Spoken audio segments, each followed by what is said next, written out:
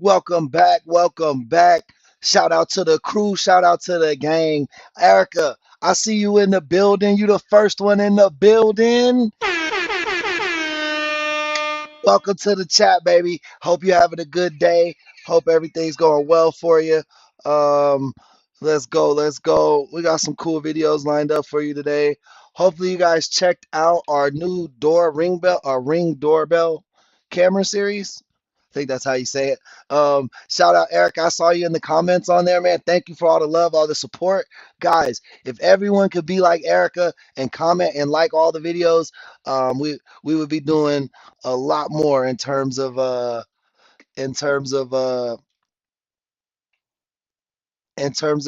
getting our videos to go a little bit more viral, bringing in more people, and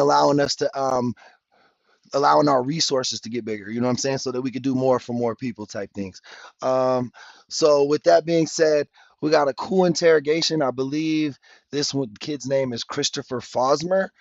This was a recommendation from our Discord. So remember, if you guys want to make recommendations, join Discord, man. That's where you can upload the videos or paste the links to the videos, and then we will be able to kind of go through them and make sure they're okay for stream, and then eventually get them on stream so that we can all kind of showcase them together. But I am really excited about that Ring doorbell camera video, but I'm really proud of that. I worked hard on that. If you guys don't know, the pre-records are just they take a lot more time than the lives. You know what I mean? Being by yourself, like I said, you guys are the co-host, or you guys are the star of this show. I'm only your co-host. And then on those pre-record videos, it's more like I'm by myself and I'll be scared without you guys. I'm like a deer in the headlights almost. So shout out everybody, appreciate that. Make sure you guys double tap them screens when you come on in. Um but yeah, man, hopefully everybody's having a good Tuesday afternoon slash evening. And let's get into the first interrogation. Yeah. How are you? Early morning. What do you work late? No, I just work every day and I don't get a day off. Yeah. So it kind of takes a toll on me after a while, and I'm a night owl and I have insomnia, so I don't really. That's what I figured. I thought maybe you worked the overnight since No, that's a 24-hour place. actually, Kmart's not 24 hours anymore, believe it or not. And Erica, I replied to you about what we were talking about. No? Oh, they closed it at 11. Oh, no kidding. Yep.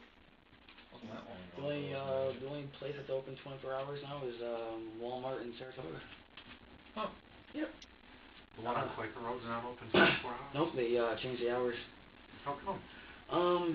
They said it was driving in certain businesses that they didn't want, that people all hours of the night were coming in, junkies and drug addicts and stuff like that. I guess were stealing left and right at night. Yeah. It's pretty crazy. I mean, even working at Kmart right now, I see people come in here. I talked to one of the guys, a security guy there. Someone tried to steal $600 worth of merchandise. Why do you go to a convenience store trying to steal something if you know you're just going to get caught?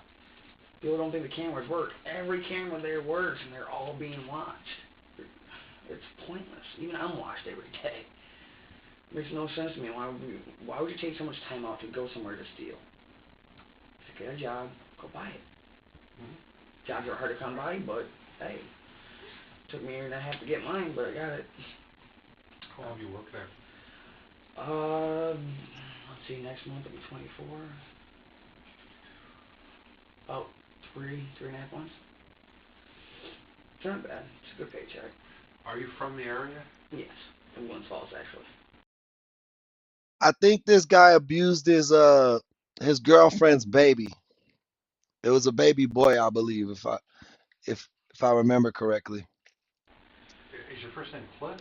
No, but that's my father. I think. Did you have a relative that was a cop in like Glens Falls years ago? Probably, yeah. Who was his name? Years ago, back Honestly, like I the really, 50s, I honestly 40s, really 50s, couldn't something tell like you. that. I would probably have to ask my father that one. For some reason, I looked on their website and I thought there was an older Oh, picture probably. of a cop in the 30s or 40s. Oh, it wouldn't It's surprise me. Fosmer. MER. Yeah. I don't know, maybe not. Maybe. Oh, it wouldn't surprise me. I mean, I got family everywhere. What? Now, how old is your dad? My father, 23, 24, he's 47, 48, I believe. Well, he could be possibly older, I don't know. Does he live in Glens Falls? No, actually, he lives in South Glens Falls right now. Did he ever live in Glens Falls that you remember? Honestly, from what I remember of him, he used to bounce around from house to house. He was never really there for me. My mom and my stepdad were there for me more.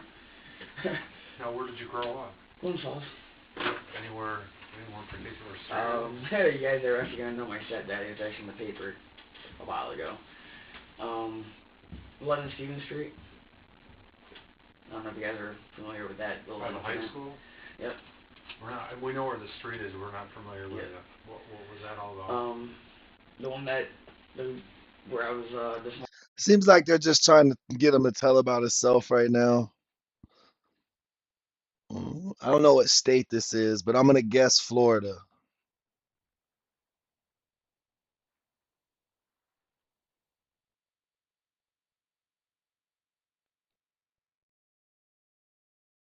the one time she pretty much does that is when like she thinks it's funny to fool around, and she'll come over to me and she'll start Which So essentially, he was watching his girlfriend's son, and then another family member came home and realized the child had injuries to it, and then they rushed the poor baby boy to the hospital. That's what we do know, and we're trying to see if he'll tell what happened. So let me know if you guys got any guesses in the chat. Let me think what you guys think happened. really cranky? I mean, cranky when I hear cranky, that. like screaming like His so age. loud it could shatter a window, like that cranky. Like it was so loud, it was like wow, like ear blowing pitch noise. And I asked her how come he's doing that. She goes, oh, probably a bad gas buildup. Did you call her or something and say? No, I had to wait for her to get back. So how long was the baby cranky? About 15, 20 minutes. I was trying to burp him. I would bounce him on my knees like this and have my hands on his back. And every once in a while I would get a burp out of him. I'm like, okay, cool. And then he start falling asleep. I'm like, well, I'm not going to bounce you on my knees and hold you here if you're going to pass out. That means I don't feel safe doing that. So I would pick him up. Start screaming instantly. The second I moved him, freaked right the fuck out. Like I was abused. The baby was 3 months. The baby was 3 months, and he's sitting there talking to it like it's a 2-year-old or a 4-year-old. So I already know he's capping. Using the hell out of him or something. Like, boom, right there, once you picked him up, all hell broke loose. So I put him right back down. Stop the cap. How'd you pick him up? I would go like this with him and lift him up like this. So this way my fingers will be underneath his jawline right here. And that way my thumb will be in the back of his head. And that way when I would pick him up, that's where I can elevate him nice and slow. And I would always lean. What the fuck? He's trying to say, I can't, bro, you picked him up, you picked the baby up. You picked the baby up by the head. He literally just described picking the baby up by its chin in his head. What do these women be on, bro? Quit leaving your kids around crazy ass people, bro. Vet these people. Vet your new boyfriend. with him, and that way I will go like this. Oh, so he's face down, face down, and you're facing picking that him way. up by the chin? Both of the arms were sprawled out like this. So he'd be looking like this. I would be bouncing him nice and gently like this, and he would be almost completely passed out. No crying, no fussing. I don't know why he liked it, but he liked it. So, I'm doing this, and every once in a while I'll get a burp. Okay, cool. Well, I would pick him up, and I would go like this, because I really don't like picking him up underneath the throat. It bothers me. So I would put my index fingers underneath his chin, and then my fingers behind his head. And that way I could lift him up just like that, and underneath the arms. And that way when I lifted him up, he would have no problem, head was completely secure, and that way he couldn't flop around, and he was all secure, right in my arms. That way, just in case anything happened, I still had control of him, just in case. Because I got 4 scars on my wrist, and my wrist tends to give out. And I told Brittany I don't like holding a baby when my wrist is hurting. She doesn't care. So I hold the baby anyway. And I've almost lost control of the baby 3 times. I'm not gonna lie about that. It scared the hell out of me. I've gone to Brittany and told her, you gotta take the baby, my wrist is killing me, I can't hold him no more. Well, why not? My wrist, bro. You don't hold the baby like this. This dude. I hope this dude gets. I hope he gets shanked in jail, bro. Where you at, right? No, surprisingly, it really didn't. I mean, I work with it completely fine. I mean, the garbage, it weighs more than he does, and I can pick that right up over my head and throw it in the dumpster with no problem. It's just that every once in a while, This is a baby, though. yeah, but out of like nowhere, it just gives out. I mean, my kneecap gives out, my wrist gives out, and If we're to give out, could you lose control of doing, let's say you're lifting, if I had a baby, my wrist was to give out, the way I turn with the baby, I would go like this. If my wrist was to give out, I would cave right in. That's the first thing I do is I would cave right in. it's never happened before. And just go like this just in case. Because I rather, it's really going to be bad to say this, but Bro, you're crushing him. Like, listen, and he's saying it so calm and like as if the police should be like, oh yeah, that's how you should hold a baby. That's literally how you hold a baby. That is not how you hold a baby. I'd rather compress the baby than let the baby be mobile. Because if, in my opinion, if the baby is mobile, then he can roll off me and get hurt. I'd rather kind of like compress him against my body and then lift him up that way to make sure that he's not going anywhere. At least this way he's fine. I mean, I don't know if that's a proper way to do it or not. I don't know. I never taken classes on it. But that's what I do just in case my wrist does give out. Because I don't trust my wrist at all. Even at work, I don't trust it.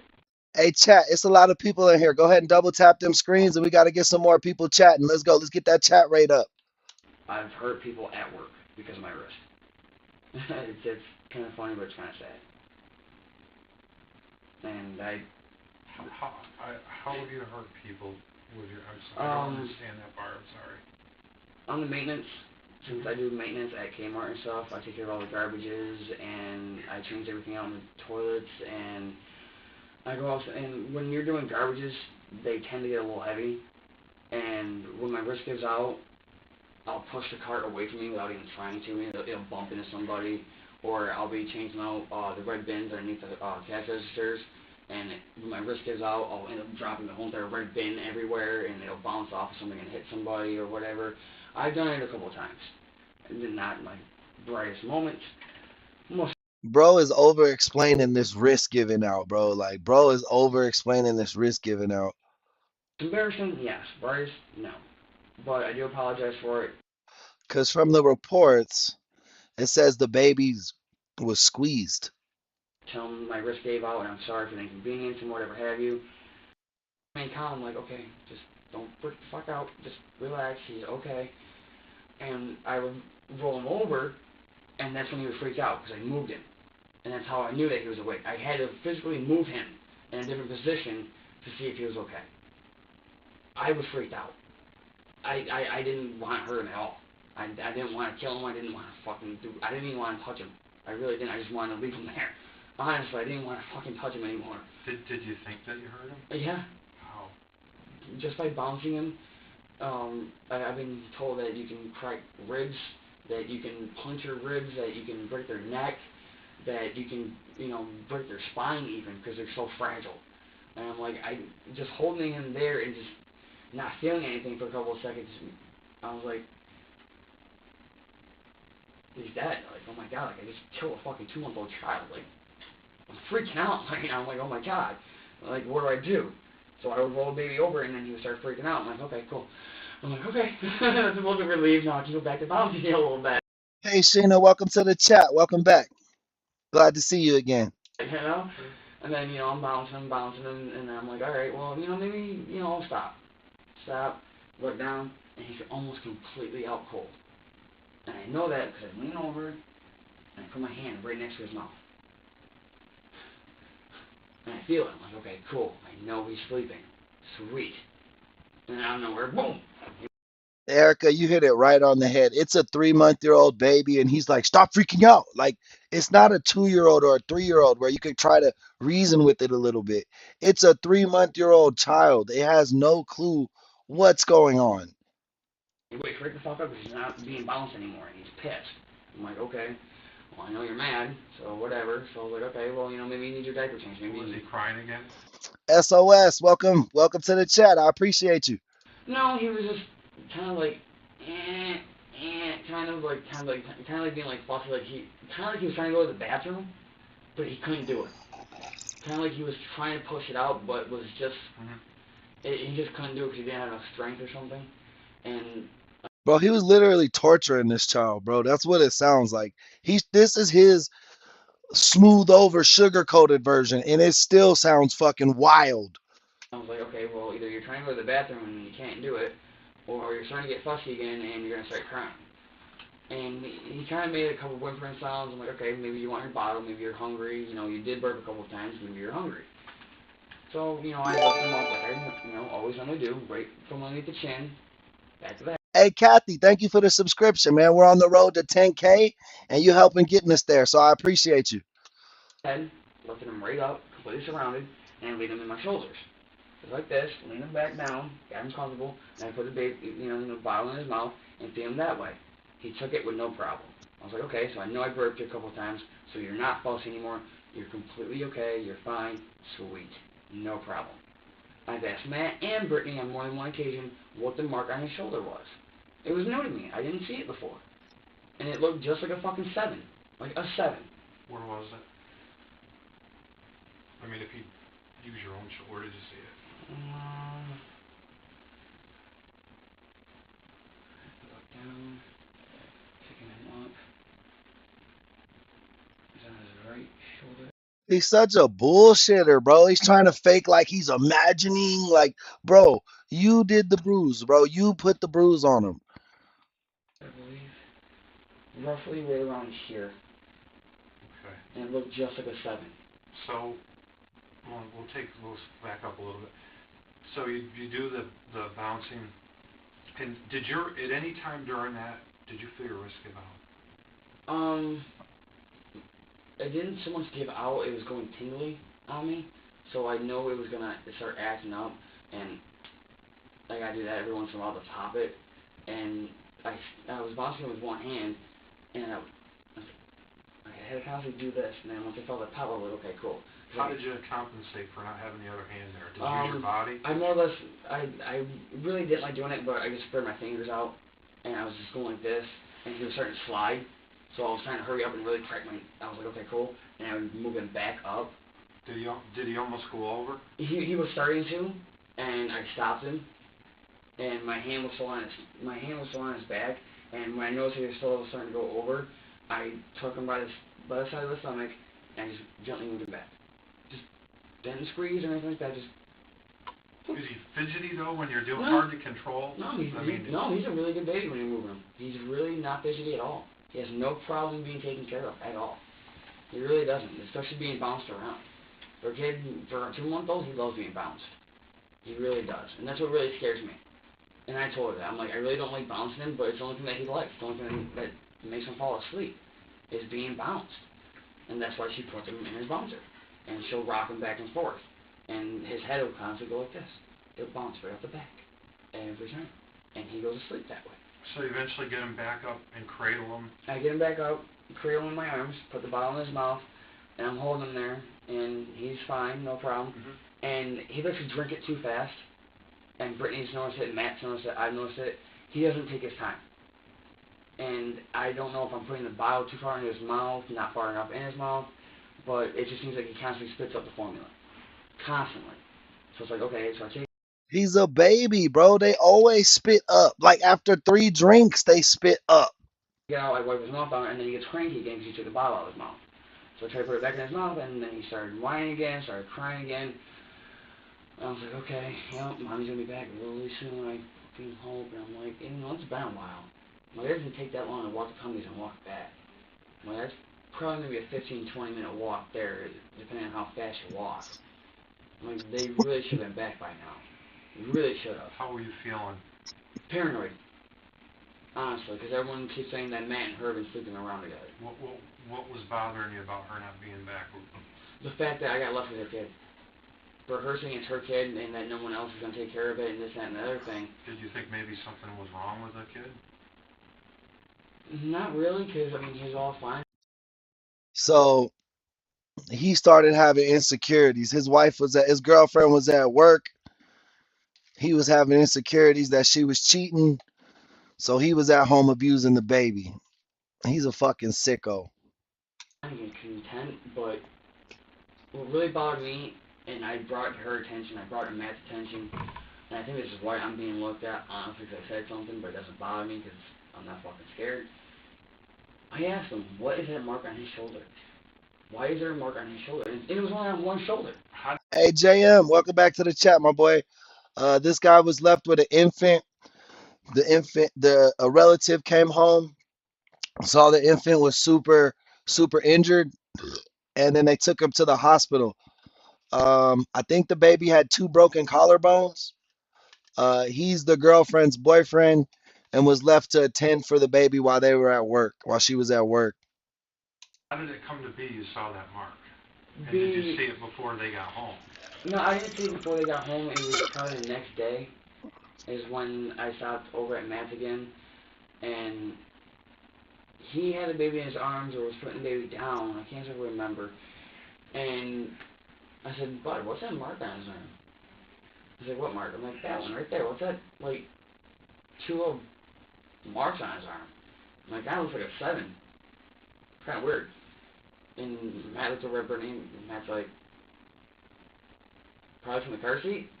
She goes, yeah, probably from the car seat. I'm like, are you guys sure that's from the car seat? I'm like, that doesn't look like it's from the car seat. She goes, well, where is it? So it's up by his shoulder blade area.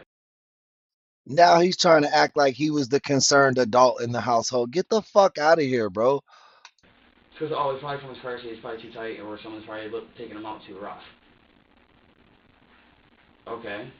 I know I haven't taken him out of any fucking car seat, let alone out of any car. So, where did the mark come from? And it took her this long to do something about it?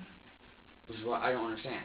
Because Matt even told me yesterday, when Matt came back to the job and told me what happened, because he stopped in earlier and saw me. No, not yesterday, the day before that, because I had yesterday off. Yes, I took yesterday off, today's Monday, so Saturday.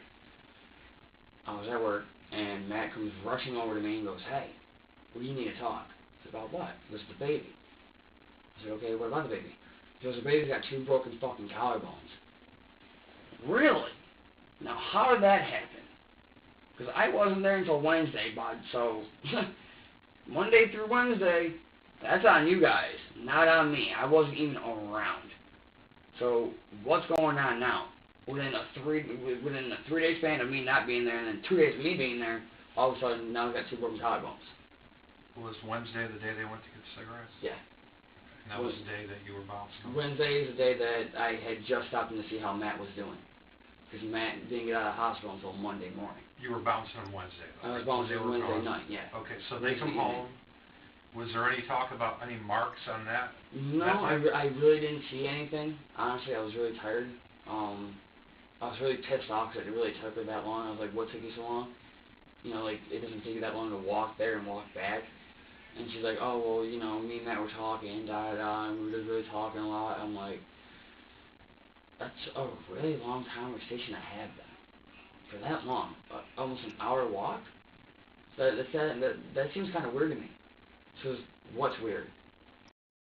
So you could tell he's starting to feel the pressure that he knows he's the suspect because he is defacing everybody's character except his own. Um, first, first he's defacing the baby's character, saying that he's overly crying and needy. Mind you, the baby's 2, 3 months old. Then he talks about his girlfriend, who now he's suspecting her of cheating with his best friend Matt. And yeah, bro. And Matt's like, what? I'm like, no, I'm not saying nothing, but I'm just saying. It only doesn't take that long to water. Some reason water. That's fine. That's all I'm saying. And it really didn't think twice about it, honestly. Did you tell her the baby was acting up while she was gone? I told her the baby was fussy every once in a while, and she's like, yeah, tell me something I don't know. And I was like, well, baby was fussing every once in a while, didn't want his bottle. I tried to do everything to calm him down. I was bouncing him on my knees. I mean, she's watched me do it. She's watched me bounce to him on my knees. Just be careful. I know. I got this. Don't worry. He's okay. He's not. You hear him freaking out? You hear him crying right now? No, he's fine. You're okay. And that was about it. I mean, I was taking care of the baby until they got back. They got back and handed the baby off, and I was like, I gotta go. And she's like, why? I'm like, because I gotta go home. I have shit to do tomorrow.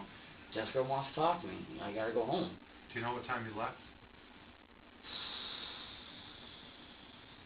Probably around. Did bro say my mom needs to talk to me? He had to leave because he knew he did something to that kid and he didn't want to be around when the other people knew.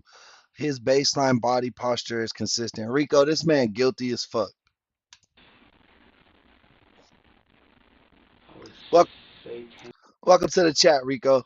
10:30ish, because my sister wasn't even home. She ended up staying somewhere else. So you left about 8:30, got back about 9:30? They left about 8:30, got back around like quarter to 9:30ish, yeah. And then I bounced about an hour later because we were watching a movie. And the baby was completely fine. Completely content. I mean, no problem, not fussy, not nothing. Where was the baby then when you... Hey Bradley, welcome in, man. Hold up. A member's in the building. Everybody welcome Bradley into the building. One of our top members on the team. Appreciate you so much. Uh, Wantley, you down? Yeah, he know he caught. In the couch or in bed or crib? Have a crib for the baby? no. Have no crib? She doesn't have anything for the baby when she's at Matt's house. That's what really bothers me is that for a 2-month-old baby, she sleeps with him. And that's what really bothers me the most. Because honestly, maybe she heard the baby in her sleep and she doesn't realize it. Do you want something to drink? I would love something to drink. Did you want one of these? I don't care. I can't afford one right now. I'm broke. Yeah, I'm driving. we're good. You got it.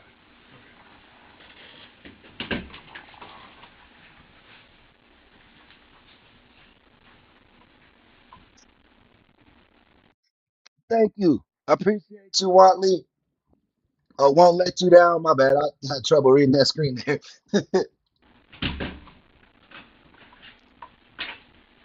You're all set and you get the drink and everything, all right? Mm-hmm.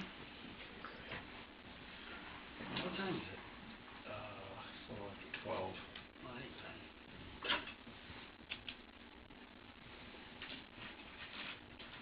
I definitely need a cigarette. That's for sure. Now, seeing how my cell phone's off, hmm. So I gotta talk to my sister, see if I can stay at her house anymore. Why wouldn't you? Because someone ran their mouth telling my sister that I didn't believe her about certain things in the past, and she more or less told me to get the fuck out of her house this morning. Oh, well, maybe with a little bit of time she'll cool down about that. And Well, that's what I'm hoping. We why talked why last pick night. at it at this point, right? Yeah, exactly. Sometimes if you let things settle and maybe do your work day or As of this point, abuser, but we're not sure yet all the way. It might be something else. whatever I'm later on, hoping. and I'm hoping she's gonna think about it, and she might settle down, and yeah. if you start asking her about it, she'll get... Yeah, he says he's a 21-year-old, 22-year-old with a bum wrist, and it gives out sometimes. So you already know he's gonna say, "I dropped the baby." Eventually, he's gonna say that. He was setting that excuse up. get angry and we'll start the Well, conversation all over again, you know what I mean? I don't know if she doesn't want me on because my clothes will be fucking packed up and so won't all my shit. Well, then you'll have your answer, right? Yeah, that's pretty much it, boss. Alright. One quick thing, just wanted to, having you here for a little longer than a couple minutes, alright? Just wanted to read this to you. I have to read you the thing that we're talking like this about this, alright? Obviously, I'm sure you've heard this a million times on TV, but still just needed to read it to you just to cover my bases anyway. Okay. That you have the right to remain silent, refuse to answer any questions, anything you do say can and will be used against Broke his wrist, super gooning. Shout out Bradley.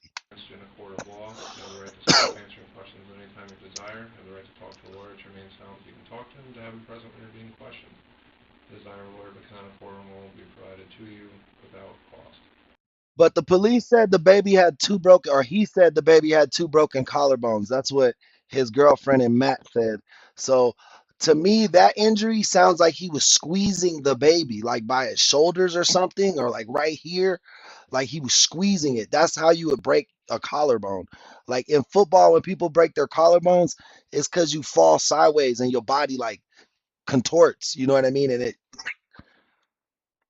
You decided unless somebody just hits you right there with it, it could break like that too if you take direct contact. But the fact that both of them were broken, I think the baby was being squozed when he was crying. any time to exercise these rights and not answer any questions or make any statements. You understand? Yeah. Good. Just need you to initial that this is the card that we read. Rip on my name or Just anywhere, just like basically. her other brother has tried to kick her out of the room, do this, do that, and it's like, really? And you think I'm the asshole here? Like, really? I'm the bad guy all of a sudden? Whatever, bud. I swear I really don't care. I really don't. You know, I'm like, oh, just stuff that she just does, it just gets me to where I need to walk away. If I don't, I'm going to smash something. And it's gotten to that point where I've been wanting to hit her, and I'm like, I can't hit you. If I do that, then it's assault, and I'm going to jail. I'm not going to jail for you. I'm not losing my job because He already just told us he has some type of anger issues. He's saying him and his girl have disagreements and he wants to smash her, like hit her, bro. That's crazy. of you. Hey guys, make sure you double tap that screen if you like what we got going on. This is Faye King True Crime Reviews. We are the fastest true crime community on YouTube, our fastest growing. So definitely hit that sub button and double tap them screens if you like what's going on. Hey, shout out Connie. Another member's in the building. Make sure you guys welcome Connie to the chat. I'm not doing it. And she honestly expects me to hit her because all of her other boyfriends have abused her. And I refuse to. And she doesn't understand that. I'm not going to do it. And it's just not in me. I'd rather hit something else than hit her. And I'm not going to put myself through it. It's not worth it. At all. And I told Jessica that. I'm They haven't mentioned. I don't think he has a record prior to this, honestly. like, I don't know what to expect. You know, they told you whatever they want to tell you, and you're going to believe them over me. Someone who you barely even know, you're going to believe them over your own flesh and blood. Fine, whatever. You know, it's your call. You know, so that last night, she got all pissed off at me too. I was like, what am I going to say? I can tell you no to your face 1,000 times, and will you believe me or not, that's up to you. You know, if you believe what Brittany wants to say, fine, believe what Brittany wants to say. You've known her for a whole fucking week. Congratulations. You believe in someone over your own family. You know, her own brother, her other brother wants her ex-girlfriend. And she's paranoid about that. I don't want her. I've already told her that she's her ex, but I don't want nothing to do with her. You know, we're just friends. You know, that's it. You know, period. I'm not going to try and do anything with her. And, I mean, her other brother has tried to kick her out of the room, do this, do that. And it's like, really? And you think I'm the asshole here? Like, really? I'm the bad guy all of a sudden? Whatever, bud. I really don't care. I really don't. Her opinion's her opinion. He's waiting for these police to agree with him so bad, but they just keep giving him awkward silence the whole way through. It is what it is, and unfortunately I'll find out today if she wants me there or not. Yeah. If not, then we gotta make a couple phone calls. It's gonna be real interesting to do again. I'm sure it'll work out. I hope it does. I really do. Because if it doesn't, I am so screwed. So screwed on so many levels. As long as I don't lose my job, I don't care. Yeah. As long as I don't lose my job, I can go from place to place and make a paycheck a week and start going from there. Other than that, I really don't Start care. over. Yeah, I'm used to starting over. It's not a big deal. I just don't want to be homeless again. That sucks. Mhm. That's rough. That's not fun. Well, as you can see, somebody else joined us in the room. Yeah, a brand new friend. Yep. Earlier you were talking about, how you were bouncing and things like that. I Right. just wanted to see, maybe with Oh yeah, I an can. actual example, Oh yeah. maybe you can show us. I'm more than glad to show you guys. I'm more than glad. Now this is what I mean. Whenever someone hands a baby off to me, this is exactly what I mean by picking the baby up. By the nipple area, and my thumbs and my whole entire fingers are all separated on the back. Yep. That's exactly what I mean by, just like how I took it from you, the same exact thing. That's Okay. exactly how I always grab it. Now when I go to lay the baby down, put my head like this, so I know I can look the baby in the eye. That way I know the baby's looking at me, this way I'm making direct eye contact. This way I know I'm doing what I want to do. Just like so. Arms are down, and all I was doing, well, obviously not that, Yeah, they come but, off, that's fine. but just like this, and that's it. That's all I was doing. My hand was on his butt, left hand on his back, just in case. And this is all I was doing. All I was doing. And the head, well, obviously I can't turn the head, but head was turned so he spit or whatever. Facing that way or toward you? Whichever way he wanted. I let him choose. As long as it wasn't straight down into my leg, so he was suffocating. I didn't trust that. I really didn't like Does that. he have much movement of his head at that age? Yeah. He would look around. Because to him, that baby was an object, not a human. But good call. I've noticed that too, Erica. Around and do this and whatever have you, and just look around and be like, okay, yeah, I'm still here, buddy. I'm looking right at you. Yeah, you can see me. Yeah, I'm still, and that's all I would do for a while. Is just do this, and that was it. That's all I would do, and then I stopped. Make sure he was fine, and then once in a while he freak out. Okay, no problem. Go right back to it. Okay, yeah. What's freak out? Out of nowhere he just starts screaming. Like, Ear piercing? just not really so much ear piercing, but like it's like, okay, you were just fine. Like, why are you crying all of a sudden now? Like, you were just fine. Like, what is the problem? Why is he talking to a baby like that? Like, why would you use that tone when you're describing a conversation with the child? The a baby's not gonna know like the nuance of your voice, and like it just seems very sarcastic and ridiculous. Like he thinks a baby should be on the same mental wave he is. You know, You're right, Sheena. This guy's a tool. like you're okay. You're not gonna, I'm not hurting you. And if I am, then I'll stop and I would lean my leg up like that, so you'd be fine, and you'd be okay, and then I'll go right back to it. Just enough to hold him. I was just going to say, you described that earlier as Just compressing. Two, three times, if that. Nothing too major, nothing too severe to where I didn't really want to cause, neck damage or brain trauma from all the bouncing or any bodily injuries or anything like that. So I would just, for a little bit, keep going. My legs would be going completely numb. And that's all we're doing is just, you're okay, you're okay. When your wrist gave out, how do you compensate for that? If my wrist was starting to give out and my wrist was just completely like, yep, okay, that really hurts. And then I would just gently vibrate it while I'm still holding him in place with my left hand, and I would cuddle my body around my whole entire hand. This way my chest is touching my hand, but my hand's touching him. This way I'm not completely suffocating him. And if I felt like I was, then all I would do is just lean up. Were you leaning against him harder than that? No, just like this. Just enough to hold him. I was just going to say, you described that earlier as Just compressing him. compressing him, holding him down. I really hate using compressing, but I mean it's like the best word to use. I would just hold him down until my hand felt better, and then once it felt better, I would just lean back up and just hold him like that and just keep patting him. I mean, I hate using the word compress because it sounds so dangerous, but it's the only way I know, the best way I can describe it. I would compress his body against mine. Not hard enough to where it would hurt him, but hard enough to where it would be like, okay, you're completely. Yeah, he was squeezing that baby like that. Like he was pushing hard down. He never had no wrist injury, bro. How your wrist gonna hurt from doing this? That's fucking dumb, bro. Fully still, you have no movement, you can't move on your own. I have complete control of your body right now. You're completely in my care, you can't move. So you're fine. And then I would lean right back, and I would go right back at it. If I thought my wrist was okay, then it'd be fine. If he started slipping, I would be like, no, no, no, come on, come on.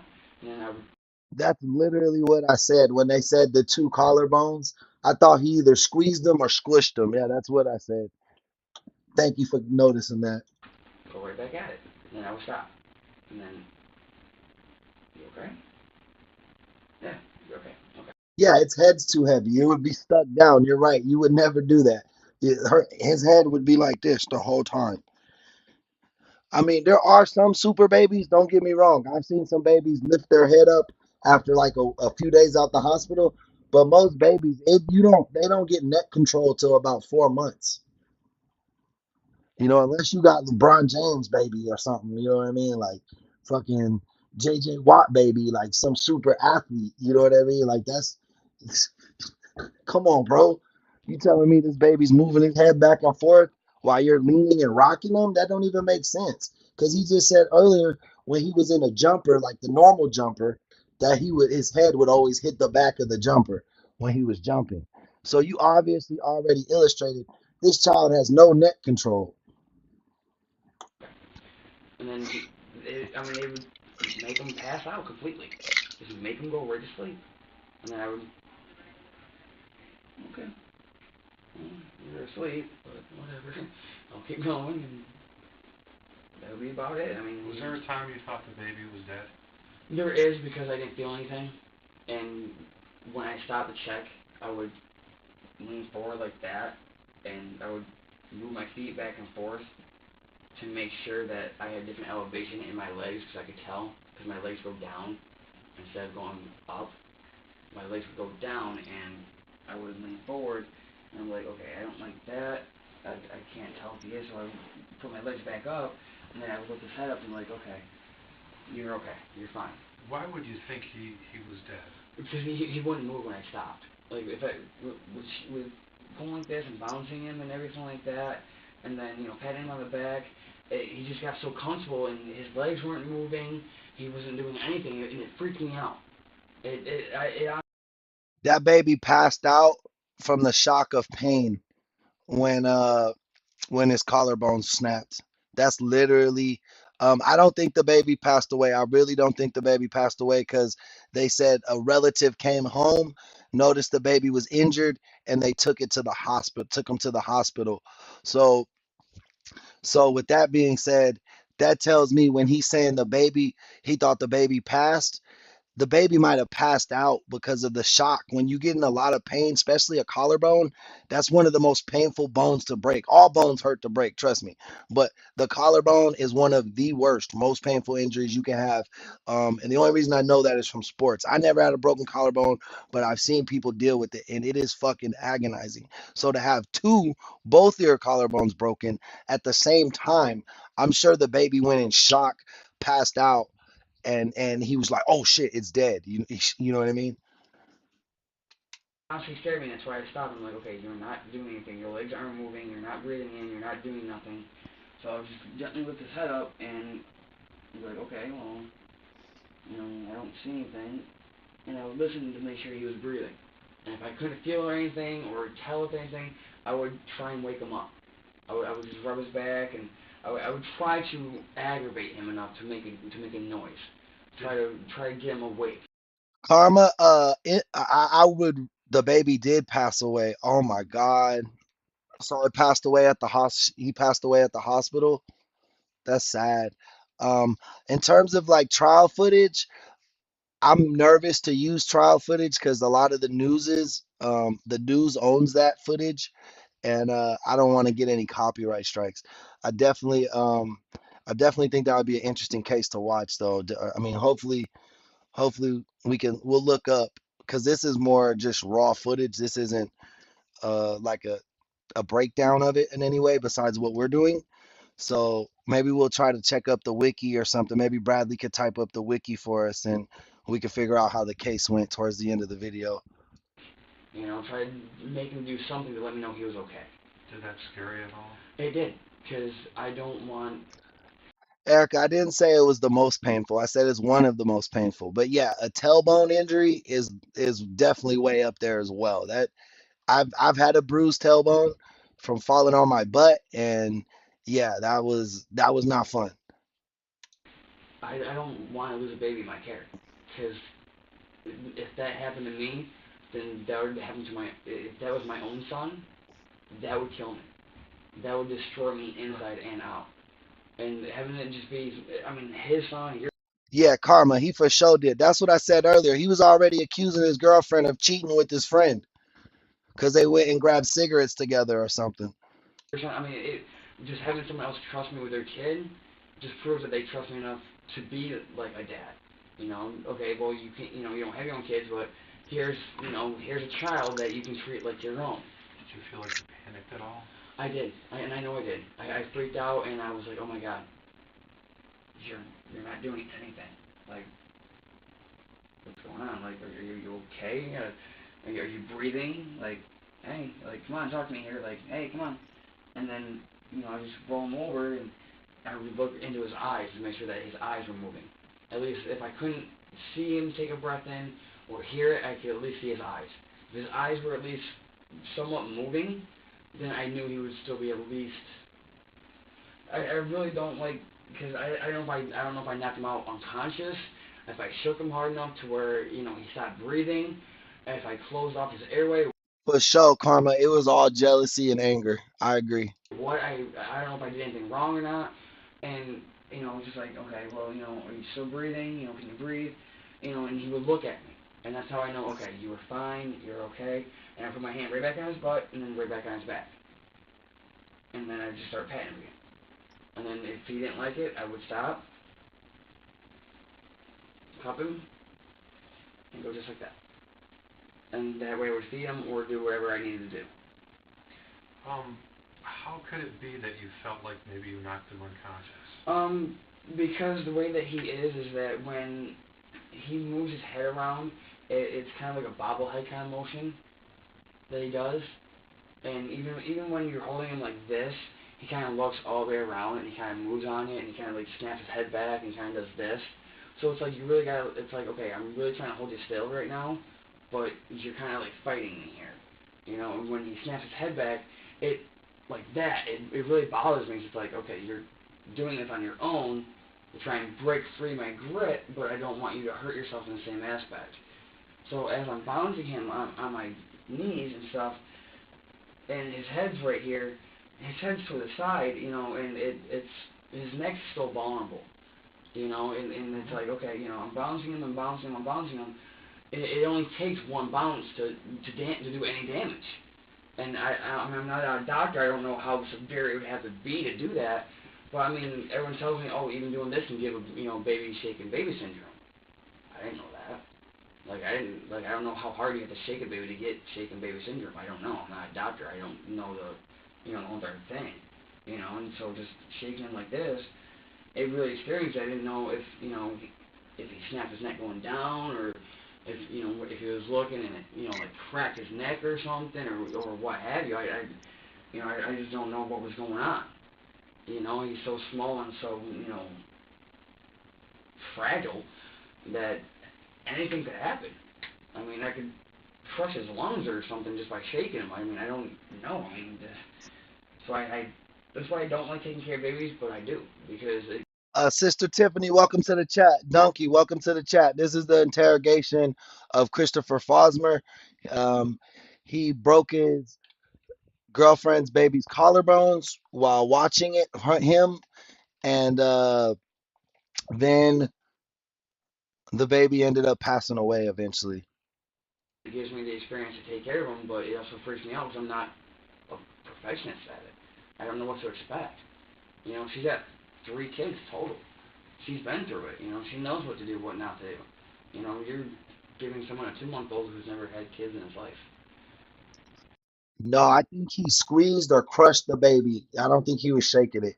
He was squeezing him. I think it was a real anger issue, like an out, like he got mad that his girlfriend left him watching the baby, and then it's not his baby, and the baby was crying. He doesn't know how to deal with it, having anger issues and being an idiot. he took it into his own hands and oh my God, he hurt the child. That's a tough case, man. Sorry guys, this is a tough case. let alone taking care of a baby.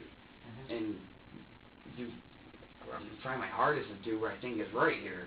And, I'm trying to burp him and everything else, and, it's like, okay, what do I do? And then he just doesn't move for a little bit. It's like, you're still alive, right? Like, I didn't hurt you, right? Like, okay, you're good. Like, you're okay. And then just, he would eventually just pass out. And I was like, okay, you're eventually passed out. This is kind of cool. You're sleeping. This works. Okay. So let's see if I can try and lay you down without you freaking out. And then I would try to figure out the best way to roll him over without hurting him. And what I would do is I would take my hand, cup it by his shoulder blade and by his rib cage, and I would take the other hand and I would throw it over like how this one is, and then I would just gently roll him over, and then I would move my hand away from his side and cup his head. And this way I could roll him over and lift him up like that. And at least this way his head's secure, it's in my shoulder, his whole entire body's fine, and nothing's wrong with him. And at least this way, if anything does get out, like my hand does get out, at least this way he's fine, he's curled up in my elbow. At least this way I'm not worried about any neck damage, I ain't got to worry about, dropping him or anything. And that's, the best way I figured that I would, you know, be able to get him, is if I cup him like this and then just gently roll him over. Would be the best. That's the best way I thought to get him to stay asleep without waking him up. Instead of just, oh, come here, now you're fine. No, I'm not gonna, do that. At least I don't do that. I don't know what anyone else does, but I rolled him over and tucked him in my arm. I would support the head and everything and do what I needed to do to make sure that the baby was okay. And he was fine. The whole entire time I was doing that, I mean, he was completely and utterly okay. With no problem. Can I just clear one thing up too? When they left to go to Cumberland Farms, Mm-hmm. where was the baby? Baby was on the bed. Okay. Baby was on the bed. So they left, and then at some point you I get him from I, the I bed heard him. I and heard do him this. crying, and I went to check up on him. And as he was laying down in the bed, he was in the donut pillow, and he was covered up. I moved the blanket, put my hand underneath his head, and as he was laying there, I took him like this, picked him. Oh my, I missed the sub. Who just subbed? I got to give you a shout out. My bad. I was responding to a text message. My apologies. But who just subbed? I heard the animation trigger, but I didn't see it. Was it Tiffany? Shout out Tiffany. Him up, put him inside my shoulder, and picked up the pillow, and brought everything out to the couch. And that way I still had him, and I was still patting him That's on the where you back. did this. And I sat right on the couch. That way I could lean back, something soft, and that way, just in case he did fall over or roll off, the couch would stop him. That way I had something soft enough to where were my legs would be here, couch would be right here, he would be right here, just to make sure that it was enough bounce, but not on my bones, not on the kneecaps. I didn't want to hurt him like that, so I put him right here, and that way when I was bouncing him, at least this way now, he's only getting the small tremors, nothing too major, and that's what I would do. I would just sit there and I would bounce him, and that way the pillow's right here, just in case he does slide off. That way his head gets stopped, and I can move him back, and that way I can take care of him, and that way he's okay, he's fine, and he can lean his head whichever way he wants to. And the TV was still going, so he could even look at the TV if he wanted to periodically. So that's what I would do. So how long after they leave do you crying and pick them up?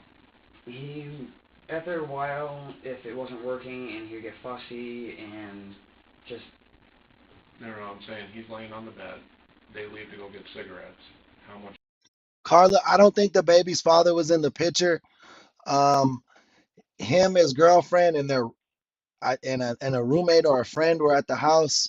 Seems like the girlfriend and the other guy went to go get cigarettes, and then he started feeling insecure and saying that they were gone too long. And I think the baby started crying while he was in its care. And then between the jealousy, the rage, and his really small brain, you know what I mean? He um he hurt that child very, very badly. Longer after they leave, or you after end they up picking left, them up. maybe 5, 10 minutes, roughly, about that. He knows when she's gone, which is kind of weird because she has, like, when she comes back, he knows. Like, he could be sleeping, have a dead sound sleep, and then boom, once she comes in the door, he wakes right up and he knows it's her. Which is kind of weird, but it's kind of cool. I think it's both, but it is what it is, I guess. But, I mean, he was completely fine, just laying down, relaxing, and when he wakes up, he just starts crying. He wants to be picked up and held, and when you go to put him down, he does not like being put down. Did you try to put him down at some point? I tried to put him down a couple of times so I could go to the bathroom, but it didn't work. So I more or less had to hold it until he got back, which is what I was kind of like upset about because I really had Well, oh shit, that ice fucked my teeth up. Welcome to the chat, Carla. to go. And I was like, I'm very, they've been gone for a long time, like, what's going on? Like, I'm taking care of the baby, they're not back yet, and I'm like, You can't even. I can't even go to the bathroom because I don't want to leave the baby by himself. It's like bad enough I leave the baby. There's tissue there, why don't you eat it? Oh, yeah, freedom. Yeah, please do. Okay. It's like it just bothered me that they were gone for that long. It really did. But I'm not gonna accuse her or anything because she doesn't accuse me. That's what you were thinking too? Think that maybe something was going on between them? Honestly, yes, I do. But I'm not gonna accuse her of anything without any proof. And without any proof, if you accuse someone of something, you're just making an ass. Especially with your child, karma on me. Like if your baby can't describe, if your child's at an age where he or she can't speak or tell you what's happening to them, you definitely can't leave them under other people's care, especially random boyfriends. You know what I mean? About yourself. Mm-hmm. So I let it be, and I really wasn't trying to think much of it, but it really was getting to me that maybe something was happening. Maybe, when I don't come around and she's with me, supposedly, but yet she's constantly happy all the time, this and that and everything, it just kind of made me think of what might Hey Jennifer, welcome to the chat. Welcome back. be going on and what might not be going on. Because even if she's not sleeping with Matt, then Matt can still have someone that she wants to come over to the house. 2-year-old or a 2-month-old who can't do anything about it. And that's exactly what I told her. So if you honestly think I hate your fucking son, you have another thing coming. I'd rather have hate you than hate your son. She goes, oh, I thought you didn't hit women. I said, I don't. I said, but it beats hitting a fucking kid any day of the week. So I'd rather lose your respect and be called a fucking Hey Winston, welcome back, my boy. I appreciate you. woman beater Shout out to UK. than call a child abuser any day of the week. So if I hit you once, fine. At least I feel better. At least I know I didn't hurt your child. I'm not gonna hurt you. You can defend yourself. Even though you're a female and it's not. I cannot deal with this. I can't deal with this. I can't deal with this. I just need to go. I need to get out of here. And that's the main reason why I left. I couldn't do it. I couldn't stay with her or the baby that night. I just couldn't. I didn't trust myself. I really don't. I didn't trust myself then. I still don't trust myself now to be around either one of them. And that's why I went home and that's why I walked away.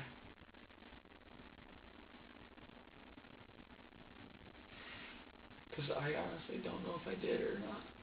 And if I did, Carmen, that's exactly what you should have did. You put your child in front of your relationships, and that's what most women need to learn, especially a lot of single moms. I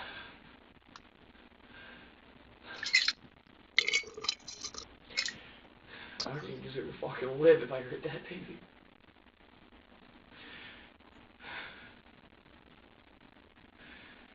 that's what hurts the most is all the fact that I could have hurt the baby without even trying.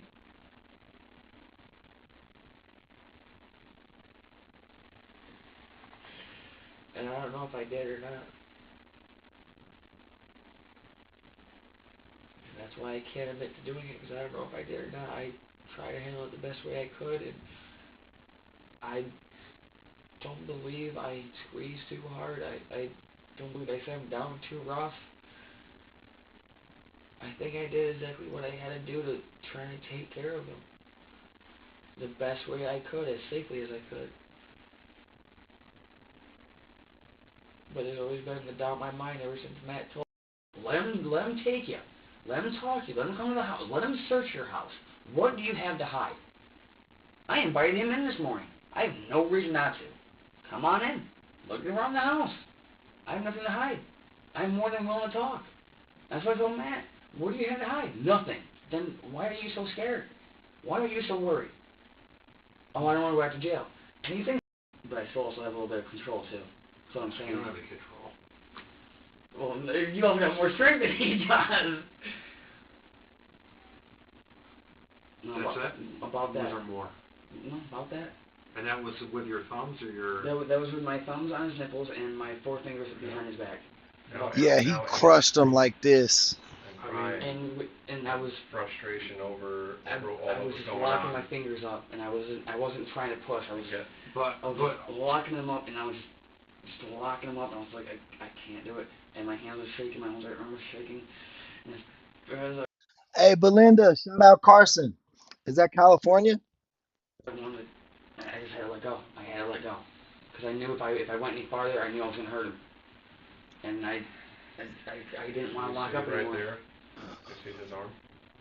yeah, there's still a little bit. Even you said that was the lighter side. Yeah. There's still little marks. And there's a lot. I know. That's what scares me. That's why I don't know if I did or not, and I. What do you think inside? I think I don't want to go to jail, and Yep. I think that I might have hurt him without trying to. And honestly, I do not want to go to fucking jail for that.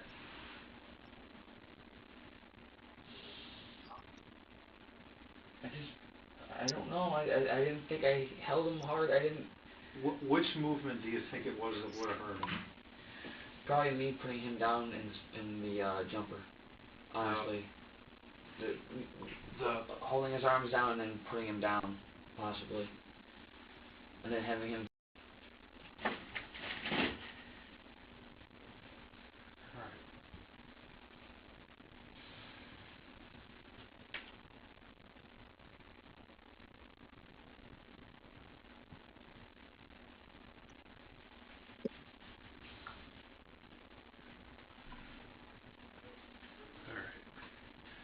We've been speaking with our boss and with the district attorney's office, and given the totality of the circumstances and everything, the recommendation is that we file a charge against you. Okay. We appreciate you being candid and being honest. I know these cops wanted to choke the shit out of this man when they were interviewing him because I did. There's only one, just remember, it's only one step. Everything is done here in steps, okay?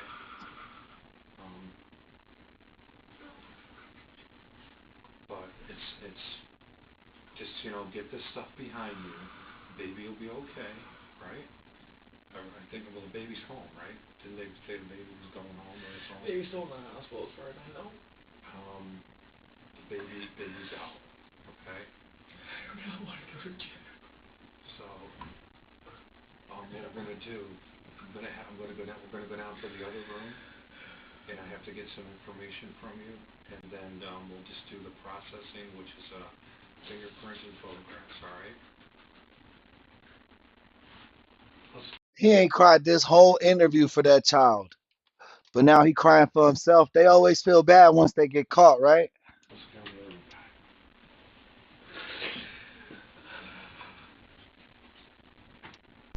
guy. Arkansas students will return from spring break tomorrow.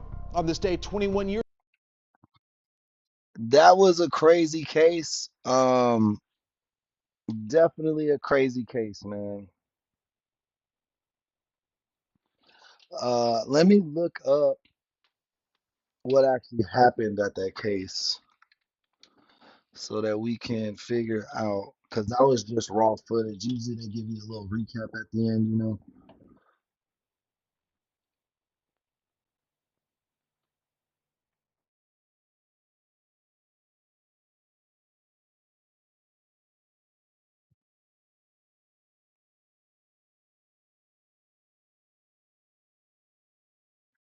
That sucks. This dude's only going to jail for 3 years and 6 months. He accepted a plea that he pled guilty, but he didn't admit guilt. It's called what is it?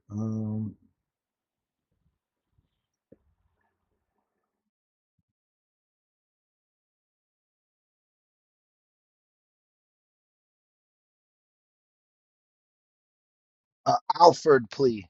That's what it was called, an Alford plea. But yeah, he's only got 3 years in jail, bro. That's crazy.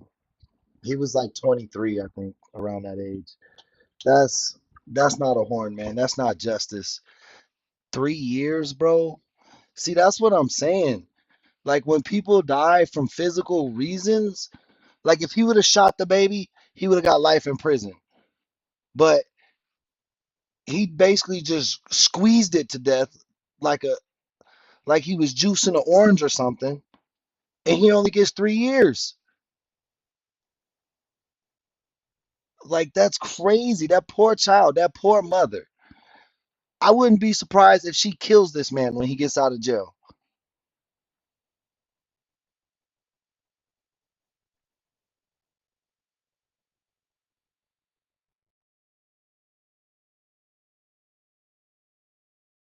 Man, that's crazy. The title of this one is called Student Kills His Friends. It's on the Stranger Stories channel. So make sure you guys go check that out if you want to watch the video uninterrupted without commentary. Um, but yeah, guys, we're gonna get into our next case. Remember, we did open memberships programs last week. You guys did awesome. So any new people, if you like what we do here, please consider joining our membership. It costs 99 cents a month. You get awesome perks, including stickers, different emojis, and you get access to all our content first. Not only that, you will be invited to the members only streams. So definitely check that out. It's only 99 cents and it goes a long way in helping the channel. We are a really small channel. So every super chat, every sticker, everything actually really goes to the channel and helping keep the lights on. If you don't know, this is my full-time job. This is how I make my money. So when you guys support me and the channel, you're supporting me and my family directly. And I can do nothing but thank you guys for doing so. You've been doing great. And hopefully we can keep that momentum going and maybe scale up and get to about 10K subs, and you know what I mean? And then we could do that meet and greet that we were talking about. But till then, we got to keep grinding. So make sure you guys hit that subscribe button if you haven't already and double tap them screens. It looks like this guy killed his friends. Let's see what happened. About to fall. Alarm, then Arkansas. The deposition of one of the killers in the Jonesboro school shooting. On March 24, 1998, Mitchell Johnson, 13, and Andrew Golden, 11, set off the fire alarm of their school, Westside Middle School in Jonesboro, Arkansas. The two lay in wait outside while teachers led their students to the designated area in case of a fire. Johnson and Golden, both possessing multiple weapons, began shooting. In addition to the videotape deposition, the matter of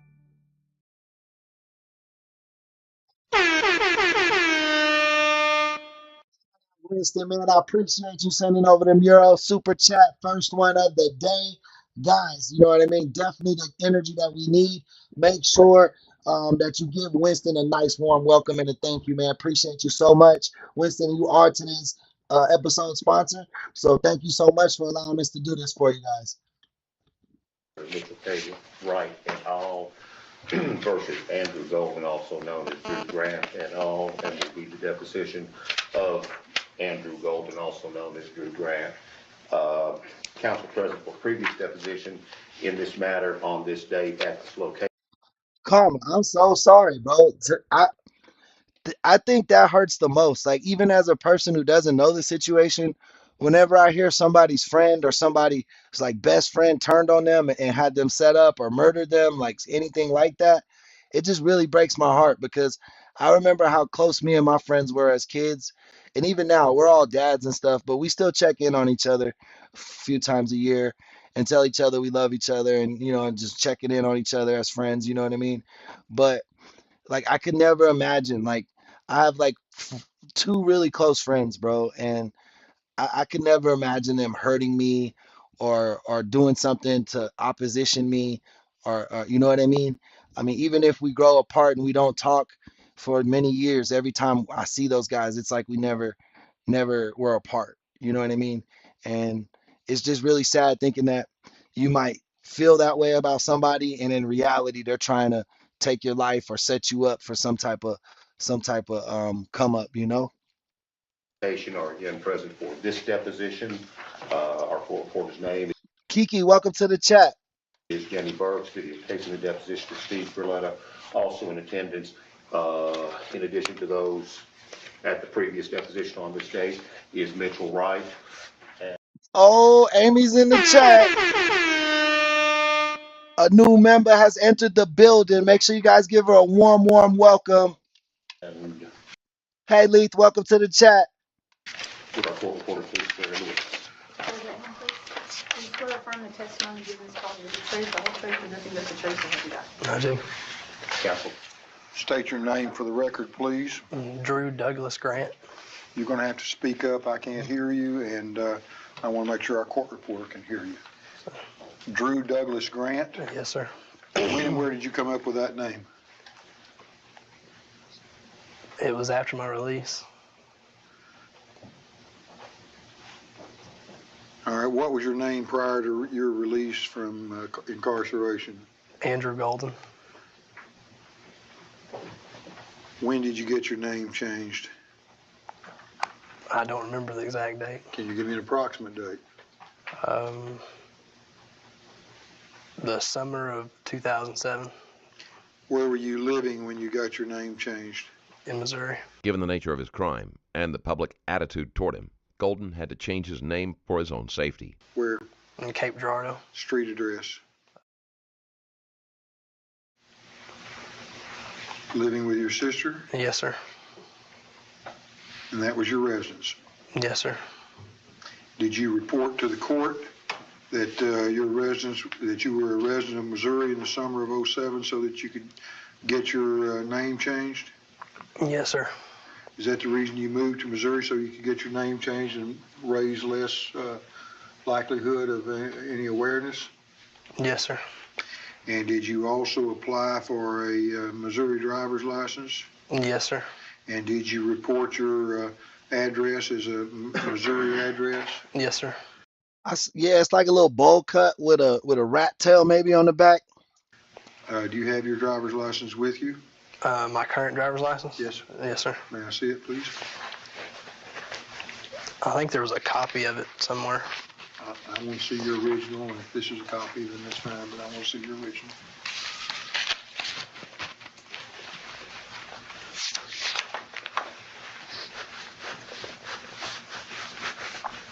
It shows this is issued on September the 8th of 2008, is that correct? Yes, sir. And we'll mark that as Exhibit 19, a photocopy of it. Do you have any other driver's licenses in your possession? No, sir. What happened to the Missouri driver's license? When you get an Arkansas driver's license, they keep the... All right. Like it? Yes, sir. But since it doesn't meet your taste, it's a bum-up town, right? Yes, sir. Uh-huh.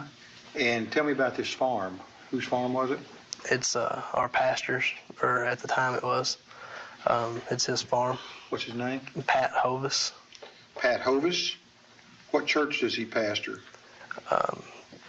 It's the Baptist church there in Ravenden. What's the name of it?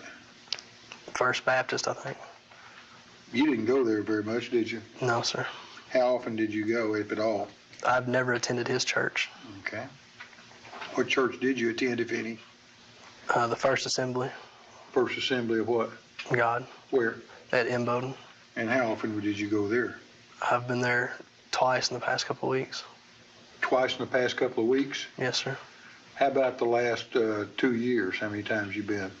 This is a recent thing. I haven't. So you just recently, right before this deposition, went to church a couple of times? Yes, sir.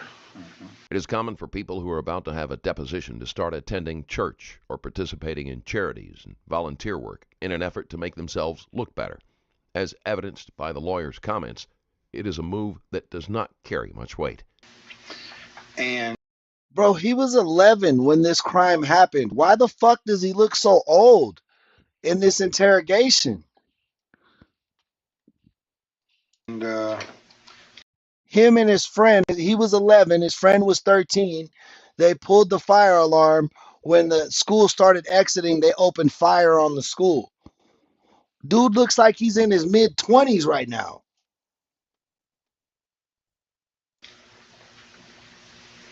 let me just bounce around a little bit and ask you some questions. Do you know the names of the children who were killed at the West Side shooting? Yes, sir. Who are they? Paige Herring. All right. Brittany Varner. All right. Stephanie Johnson. You're letting your voice drop. You got to speak up. Stephanie Johnson. Who else? And Natalie Brooks. Was a teacher killed? Yes, sir. Who? Shannon Wright. And did you know any of those 5 people before they were killed? Yes, sir. Which one of them did you know? Paige Herring. Natalie Brooks. Brittany Varner. How did you know them? I had classes with them. Had Paige Herring ever been rude or mean to you? No, sir. Had Brittany Varner ever been rude or mean to you? No, sir. Natalie Brooks ever been rude or mean to you? No, sir. How about Stephanie Johnson? I didn't know her. And what about Shannon Wright? Had she ever been mean or rude to you? No, sir.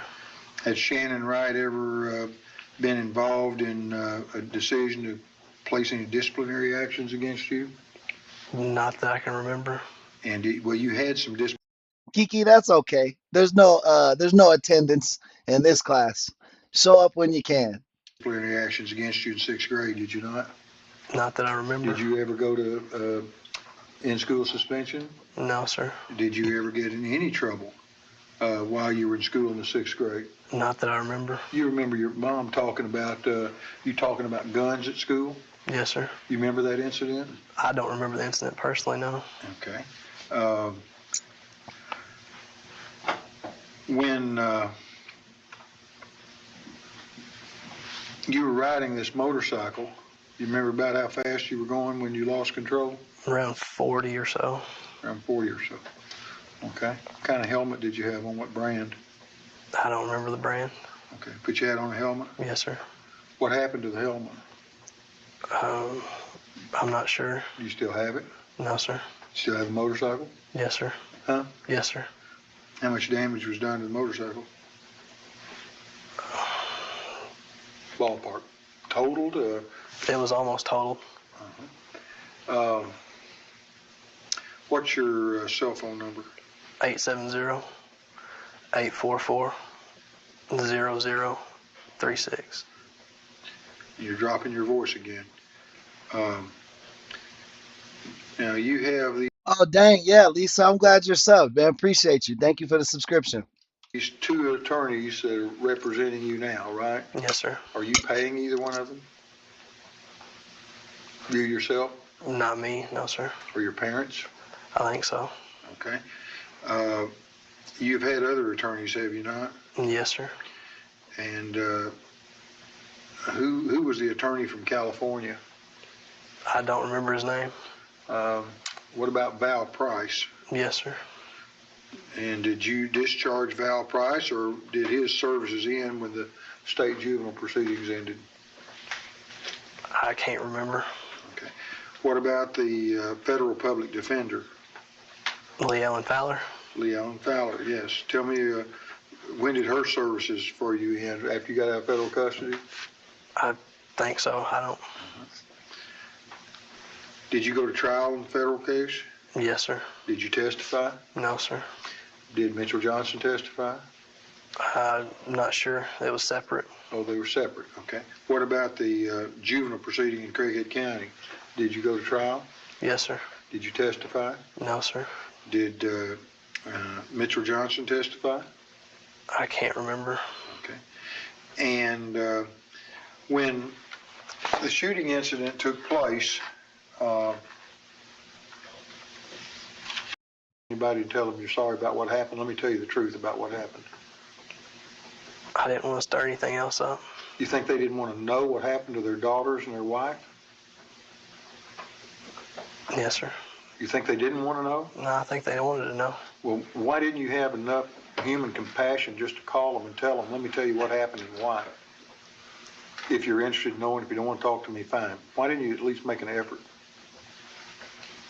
I don't know. I don't know. Do you claim that you suffer from remorse as a result of this? Yes, sir. The lawyer is skeptical about Golden's remorse, but not contacting the families does not necessarily indicate a lack of compassion. There is no good way to determine the best way to reach out to them, and doing so might cause them more emotional harm. It is a difficult situation to navigate. Didn't want to stir anything up. In other words, you didn't want to give them any peace of mind by giving them information that would help them understand what happened to their loved ones? Is that it? No, sir.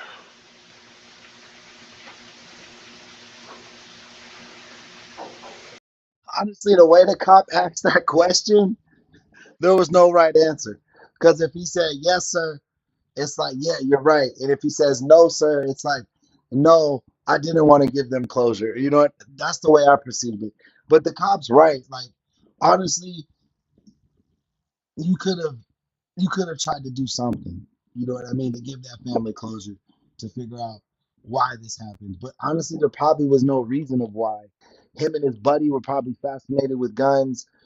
And I think that was around the same time as the Columbine killer, right? Wasn't the Columbine killers in 98 or 97? Something like that.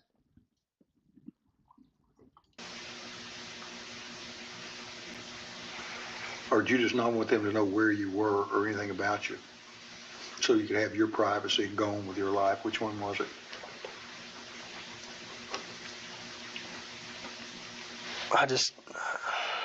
You were more concerned with your privacy and going on with your life than theirs, weren't you? No, sir. Then why didn't you call them?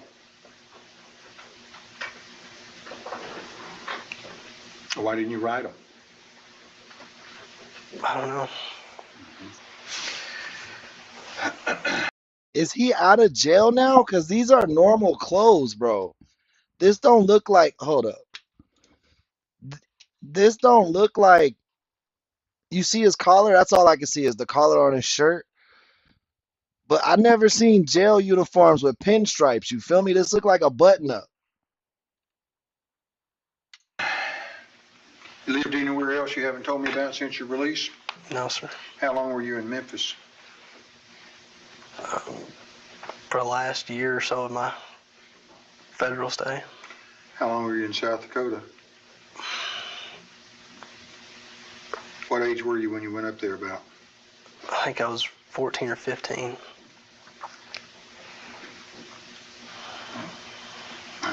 And you were at Alexander from the time you left Craighead County until you went to South Dakota, correct? Yes, sir. Let's talk about Craighead County. When you were in Craighead County,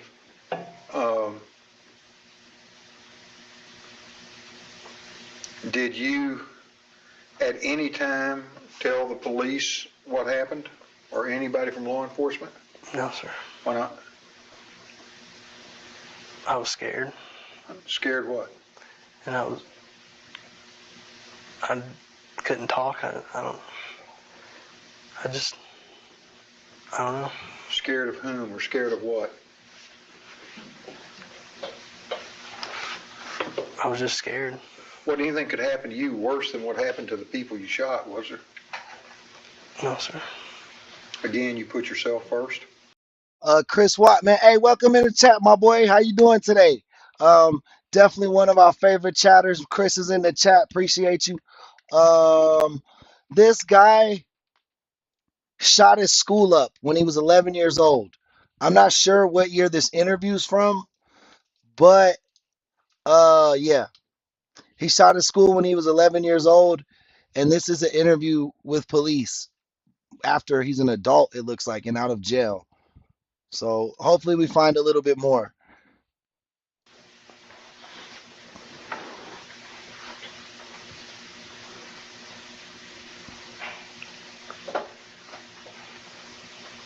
Even after the horrendous shooting, you were thinking of yourself more than the victims and their families, weren't you? I was just scared. Scared of what?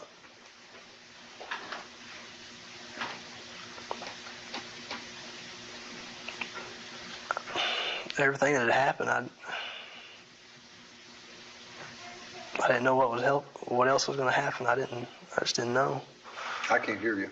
I said I didn't know. And did your parents tell you to keep your mouth shut and not talk about it? No, sir, my lawyers did. But your parents didn't?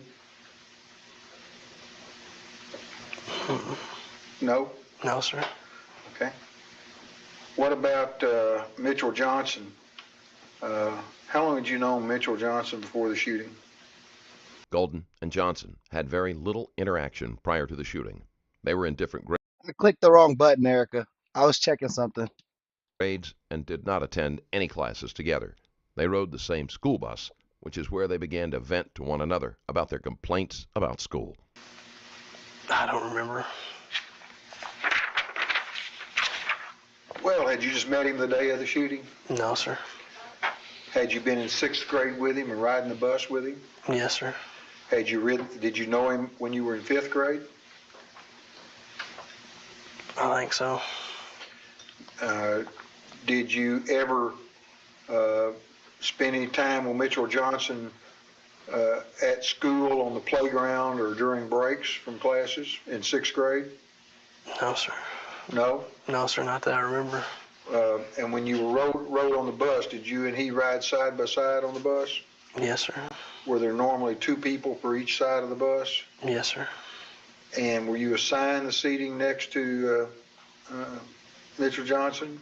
Yes, sir. Did you ever ask to have your seating assignment changed?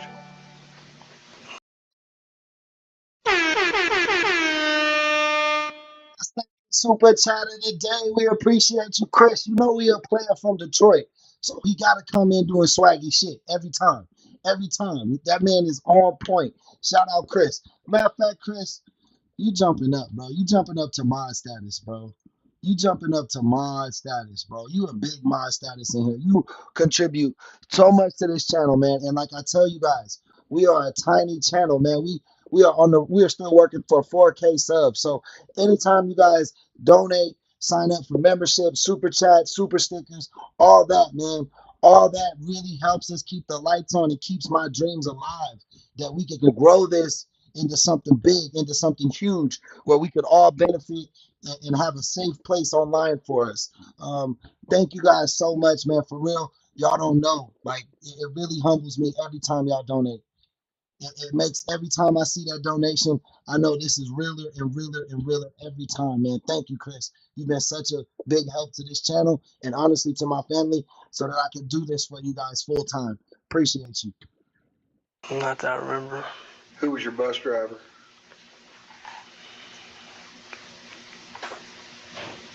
I can't remember. Who was your principal? Miss Kirkner, I think.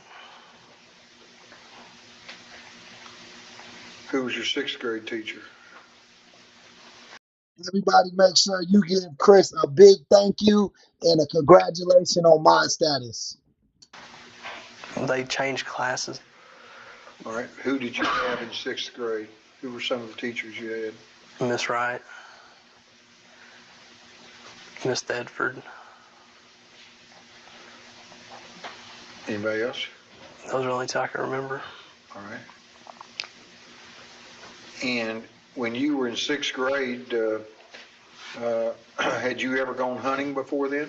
Yes, sir. What kind of hunting had you done before 6th grade? Squirrel hunting, rabbit hunting, duck hunting. 30s. So both your brother and your sister are in their 30s, and you're now 22. 22. All right.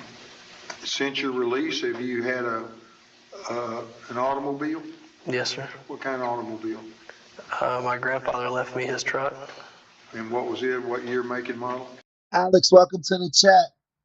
It was a 97 Chevy truck. 1997 Chevy? Yes, sir. What kind of Chevy? S10 or what? It was a full-size extended cab.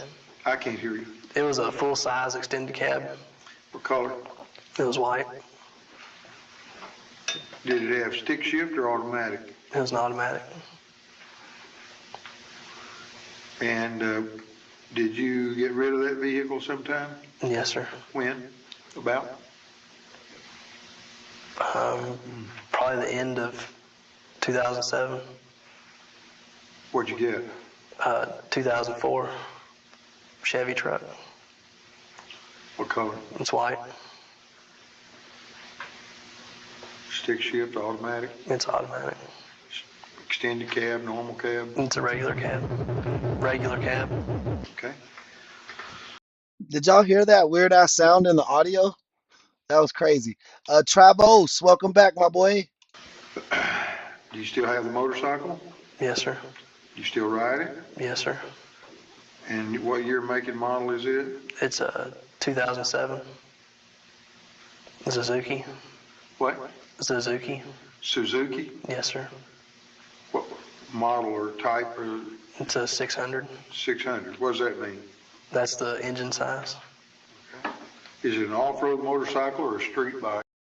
Hey guys, just to let you know, we have a brand new series on the channel. It'll be uploaded pre-recorded. It's Ring Doorbell Crime Reactions. So different crazy stuff that happens on Ring doorbells, curated by the community. So if you see any crazy Ring doorbell camera videos, please post them in our Discord so that I can react to them. But yeah, definitely sometime after the stream today, go check out that new video on our channel. It's definitely a banger, and there's some crazy ass videos on that Ring doorbell camera video. So check that out when you get a chance. A street bike.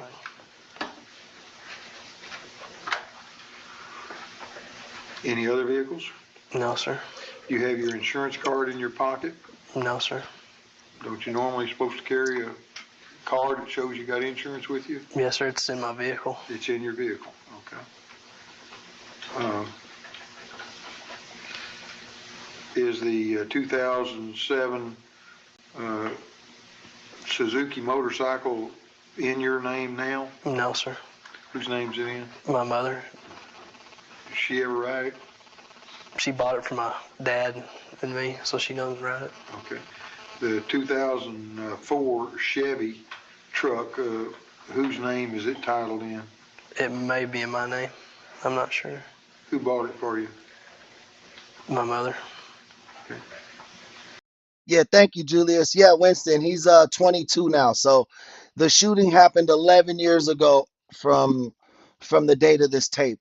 Him and his friend pulled the fire alarm and executed a school shooting in 1998. I think it was guys, am I wrong? Was 98 the same time as Columbine? Or was that 96? I'm not sure, but I think 98 was Columbine, right? 98, 99, somewhere around there when the school shootings first started happening. He shot the school up when he was 11. And the 1997 Chevy, after your grandfather died and is left to you, did you change the title over to your name? I don't remember. Okay. Let's talk about jobs since your release from incarceration. Have you held a job of any kind since you were released? No, sir. I've volunteered to help out some people, but I've not held a job. Volunteered where? One of my mother and father's friends. I helped him out. He was a carpenter, and Who is it? sorry, What's his name? Clarence Henson. It is difficult. No, Lex. Yeah, I'm having trouble seeing if he really has sympathy or remorse because he's very monotoned. And yeah, I think there was a few times where he was maybe smirking a little bit. I thought I caught that too. But I put that up to him maybe just not having any lips. You know what I'm saying? Uh Journaling, man, thank you for the subscription. I appreciate you so much. We're on the road to 10K. So every one of you guys matter. Every time you guys hit that subscribe button, you're helping the channel out a ton.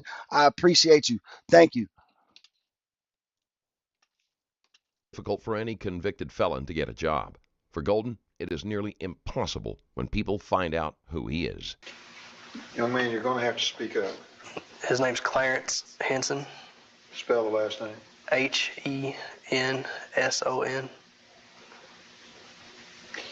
Where's Clarence Henson live? In Ravenden. Any other job? You were helping him do carpentry work? Yes, sir. Was he paying you? No, sir.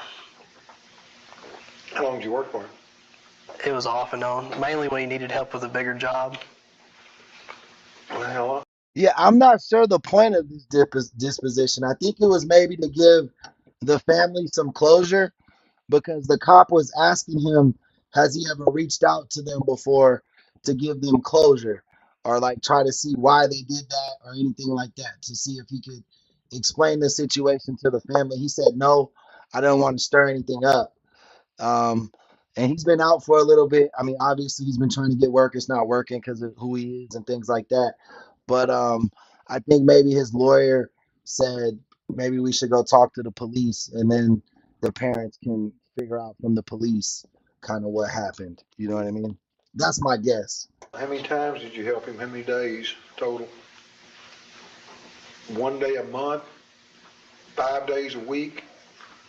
2 or 3 days a month, it depends. Did you get anything out of it? He'd buy me lunch every now and again, and he was teaching me how to do some of the stuff. Okay. Any other jobs?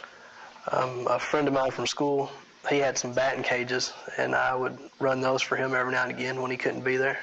Who's that? Danny Brewstrom. Spell the last name. I'm not sure the... Say it again loud and slow. Brewstrom. Brewstrom? Yes, sir. Spell it the best you can. Brustrum.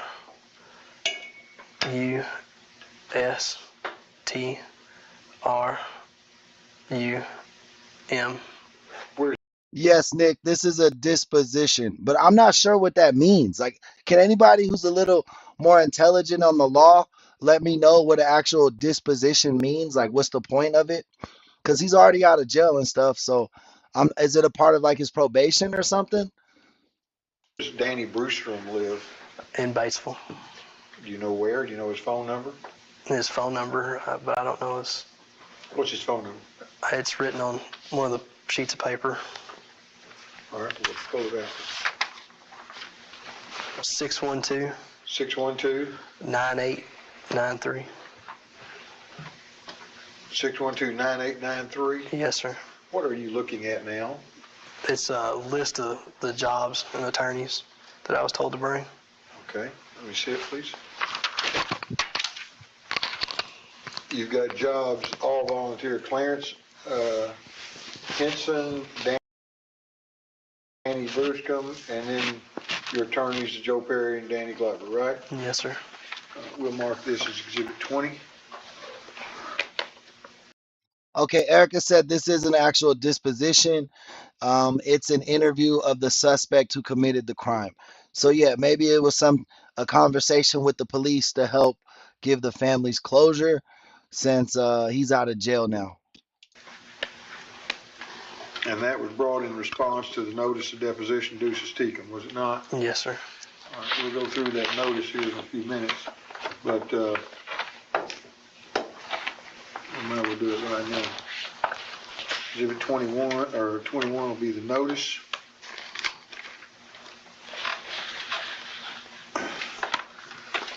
Did you bring everything you have that relates to that notice? Yes, sir. Hey guys, we're getting kind of deep in here. Let's keep that momentum on the likes. Please double tap them screens and subscribe if you like what we do. Let's look at item A, about social networking websites. Facebook, MySpace, or any others. Did you bring anything in relation to that? Yes, sir. Show me what you brought. This is a copy of all the stuff off the Facebook. All right. And what you've handed me, I'll mark as Exhibit 22, is Facebook. Did you have other things on Facebook? Hey, Scooter, thanks for joining the chat, man. Thank you for the subscription. Appreciate you so much, bro. We're on the road to 10K, guys. So do like he did and hit that subscribe button. Get your shout out, get your trigger animation on the screen. That you've erased since you were served with the subpoena? No, sir. Have you ever had anything on your Facebook page that you've erased? Not that I can remember. I hardly ever use that one. All right. What other internet places do you or have you used? I had a MySpace, and it was deleted. Why? It was before I was served with this. I tried to pull it back up to bring it to you, but I couldn't get it. Who deleted it? I did. Why? I didn't have any use for it anymore. Why'd you delete it in the first place? I was done using it. I didn't. Did you delete it because you got found out who you are and where you were when you got served with a subpoena? If Golden was trying to hide something by deleting his account, he didn't help himself. Often that sort of information can be recovered. No, That's why you deleted it? No, sir. Okay. I may have a little bit of information related to that. Let's talk about it in a minute.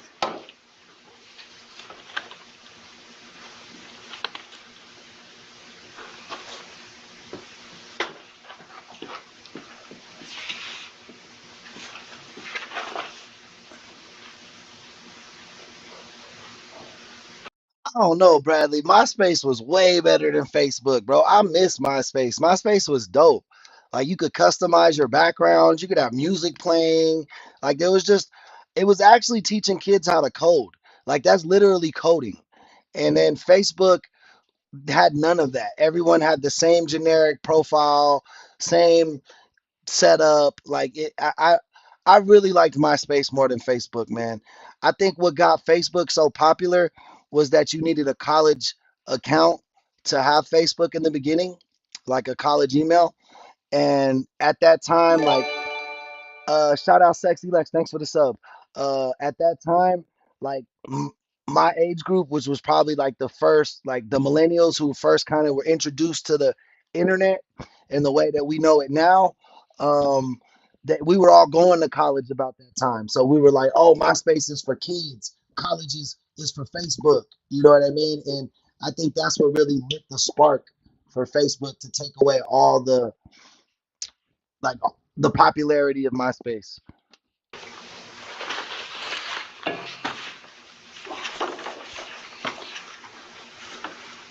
Have you ever had an email address? Yes, sir. What email addresses have you used? BHSU. Say it again. BHSU. Yeah, Tom was in everybody's top 5 friends, bro. He was in everybody's top 10. My boy Tom, I'll never forget that picture of him just sitting at his little profile pic, bro. I'll never forget that shit. 1986. At Hotmail. Any others? And Yahoo. It's the same, but just Yahoo. What does BHSU mean? Black Hill State University. Okay. You ever had any others? Not that I can think of. Well, school accounts, but I never used those either. Okay. All right. We've introduced pictures before. Yeah, I was a teenager on MySpace, Nick. I never ran into none of that. I just was talking to my friends and girls and things like that. But yeah, I'd imagine. I mean, all those big platforms, Facebook, Roblox, like anything that's going to conjure a lot of young people, you're going to have groomers on for sure. This deposition, if I can find them. Here we go. Exhibit 13 is your mother's deposition. Do you recognize those pictures? Yes, sir. Who you giving the finger to there? My sister. Why? She had said something, and you're going to tell us that's not your beer there in the picture? Yes, sir. That's not my beer. Where was your beer? I didn't have one that night. I was the designated driver. Okay. You do drink though, don't you? I have, yes. And you still drink, don't you? No, sir. When'd you quit? Last week? No, sir. When'd you quit? I don't know. It's been a while. When's the last time you had any alcohol to drink? It's been...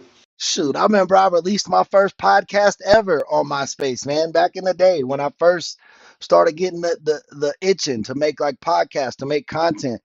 That was like 05, 06, like a little bit right before YouTube. I used to just post audio podcasts straight to my MySpace page. It was called Monday Morning Quarterback. It was an NFL show. months. Okay. And what bar is this and where is it? That's Buffalo Wild Wings Where? in Cape Girardeau.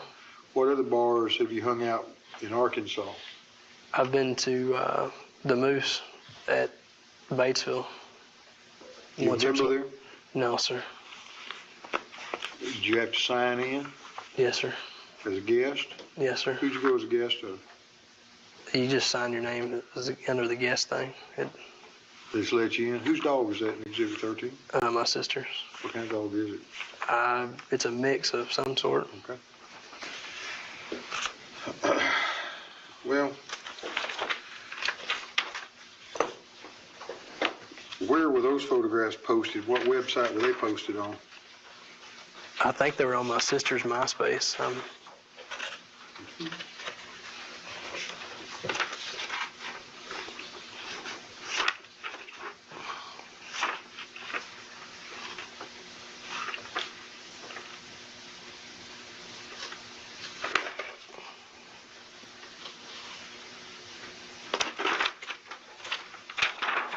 See what's marked as Exhibit 23, and it's got text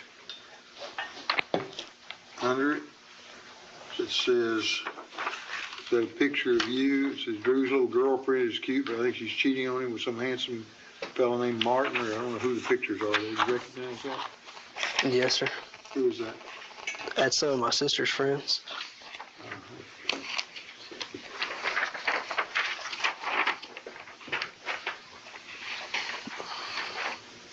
Golden may have been prohibited from drinking alcohol, even though it was not relevant to his crime. Whatever the case, the point has been made to Golden that he has been I appreciate that, man. Thank you. tracked quite closely, and if he lies, Mark, welcome to the chat. I didn't see you come in. Soon, welcome to the chat as well. there may be evidence out there of which he is unaware. You have any tattoos? Yes, sir. What do you have a tattoo of? A cross. And what's on it? Romans 3:23. What does Romans 3:23 mean? For all have sinned. What? For all have sinned and fall short of the glory of God.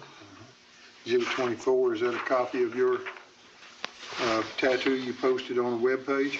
Yes, sir. What web page did you put that on? I don't know. What site was used for that? Oh yeah, Nick, dude was creepy. That's weird as fuck. Yeah, when I was on MySpace, bro, I think it came out like my junior or sophomore year of high school, and it was only kids, bro. Like it was really only kids. And then by the time I switched to Facebook because I was going to college, I kind of just left MySpace in the past. I never went back, but I could see it getting real toxic like that. I don't doubt you at all, my friend. MySpace? It may have been. Why did you post your tattoo on there? I don't know. When did you get your tattoo? It's been a while. When did you get your tattoo? About a year ago, maybe. About a year ago? Yes, sir. Where'd you get it? Here in Jonesboro. We're down on Main Street? Yes, sir.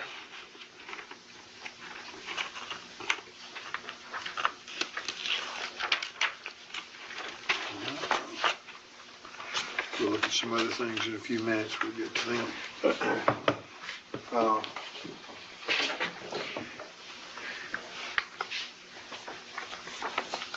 Did Did you ever engage in dialogue sessions with young ladies on your Facebook or MySpace or any other computer page? Yes, sir. I talked to different people on there. Is that where you referred to M. Bowden as a bum city, so to speak? Yes, sir. And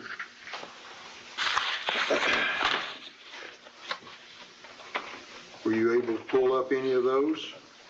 No, sir. Why not? I couldn't get them. What computer were you using? It may have been my mother's. Well, it may have been mine, but whose was it? My mother's, I think. Okay. Did Mom know you was using that kind of language on her computer? I don't think so.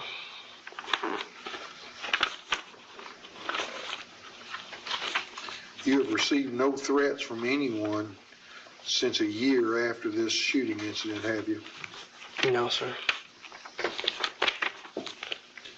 You have never had a threat directly from any, even a family member of any of the victims of the shooting, have you? No, sir. Okay. Did you post in one of your Gmails that you got stopped in Black Rock but were lucky that the girlfriend was driving? No, sir. That was not my girlfriend. Okay. Or did you remark that you got stopped in Black Rock and is lucky that somebody else was driving? Yes, sir. Right. Why were you lucky that somebody else was driving? Because I had been drinking. Because I had been drinking. Okay.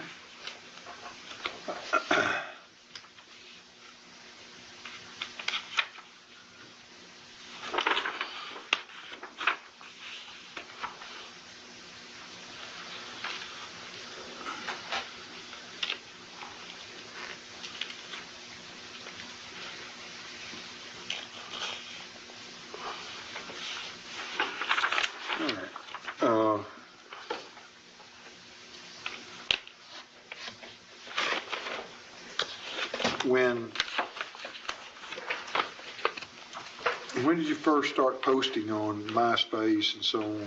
How long after you gotten out of jail? Fairly soon? 5 or 6 months, I think. I'm not sure. The lawyer already knows the answer to most of these questions.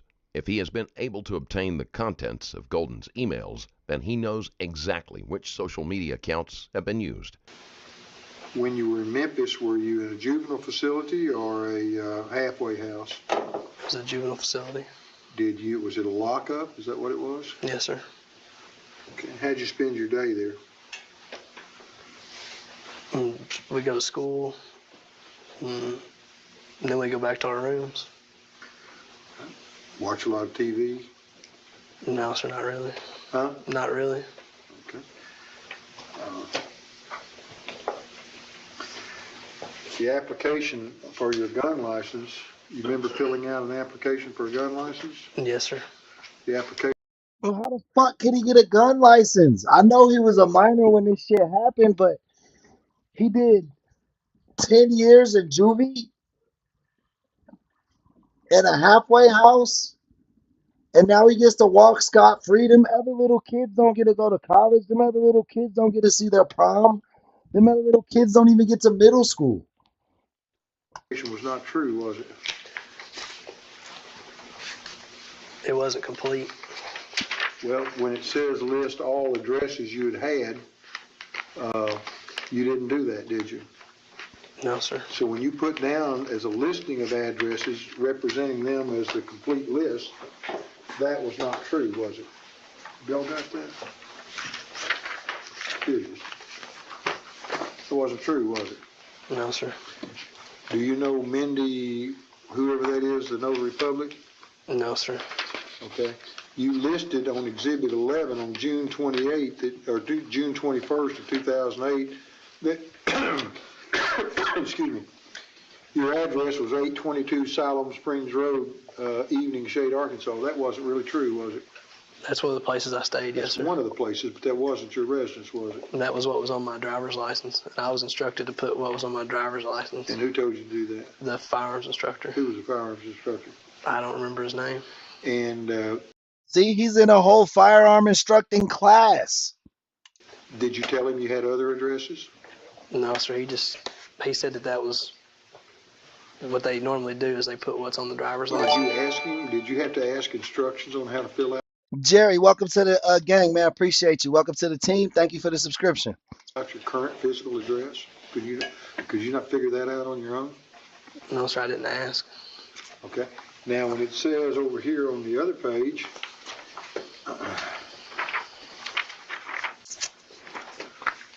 Your next question, the witness's microphone is split. And I'll fix that during my next question. Thank you. on this page of your application, concealed handgun license application, it says list all residences during the last 2 years. And that was in 2008, wasn't it? Yes, sir. And you listed the Silver Springs Road in Evening Shade, right? Yes, sir. And you listed Raven Den, right? Yes, sir. When it says to list them all, you represented that the complete list was Raven Den and Evening Shade, didn't you? Yes, sir. And that was false, wasn't it? I didn't think you had to put down. Answer my question. This was false, wasn't it? Yes, sir. When it says list all residences, you know what the word all means, don't you? Yes, sir. What does the word all mean? Everything. You didn't list everything, did you? No, sir. All right. When it says you were in Raven Den from April 2002 to May 2006, that wasn't true, was it? That's always been our mailing address. Answer my question. When you said you resided at Raven Den from April 2002 to May 2006, that was not true, was it? No, sir. Because you didn't reside in Raven Den. You resided in North Dakota or Memphis or both during that time, didn't you? Yes, sir. And you didn't list either of those residences, did you? No, sir. And when it says residence in Evening Shade from May of 06 to June of 08, you didn't reside there the whole time during that period of time, did you? No, sir. When did you first reside in Evening Shade? Upon my release. When was that? May 25th of 2007. Okay, so you listed that you were living there a year before you I see what you're saying, Erica. ever set foot on the place. Isn't that true? Yes, sir. So that was a false statement that you knew to be false when you made it, didn't you? That was just a mistake, sir. It was false and you knew it was false. True? Thank you, Patricia. Appreciate the love. Make sure you hit that like button and subscribe if you really like what we do. At the time, I was trying to hurry up and get done with it. Answer my question. When you wrote down that you were living in Evening Shade in May of 2006, you knew that was not true, didn't you? At the time, Golden was most likely lazy and rushed through the form, as many people do. For most people, these inaccuracies would go unremarked. But for Golden, it is easier to put a darker spin on his intentions. I wasn't paying attention to that. I wasn't. Are you trying to tell us under your oath that you thought for 1 minute that you actually lived in Evening Shade, Arkansas in May of 2006? No, Are you trying sir. to claim that that's true? No, sir, that's not what I'm trying to claim. It's not true, is it? No, sir. Never has been true, has it? No, sir. And you knew it wasn't true when you wrote it down, didn't you? No, sir, I wasn't paying attention to it. I was just. Uh-huh. And when you report that you lived there from June of 2006, or May of 2006 to June of 2008, you knew you lived other places, didn't you? Yes, sir. So when you said you lived there for that period of time, you knew that wasn't true, didn't you? Yes, sir. And you didn't tell them that you lived in Cape Girardeau, did you? I didn't know you had to put out of state. Answer my question. You didn't tell them you lived in Cape Girardeau, did you? No, sir. And it says list all residences, and you knew you lived in Cape Girardeau when you filled this out, didn't you? Yes, sir. And you didn't put Cape Girardeau down, did you? No, sir. And you knew you lived in Batesville, did you? I was staying between Batesville and Evening Shade and Raven. True? Yes, sir. Okay. And you knew this application was seeking complete information, didn't you?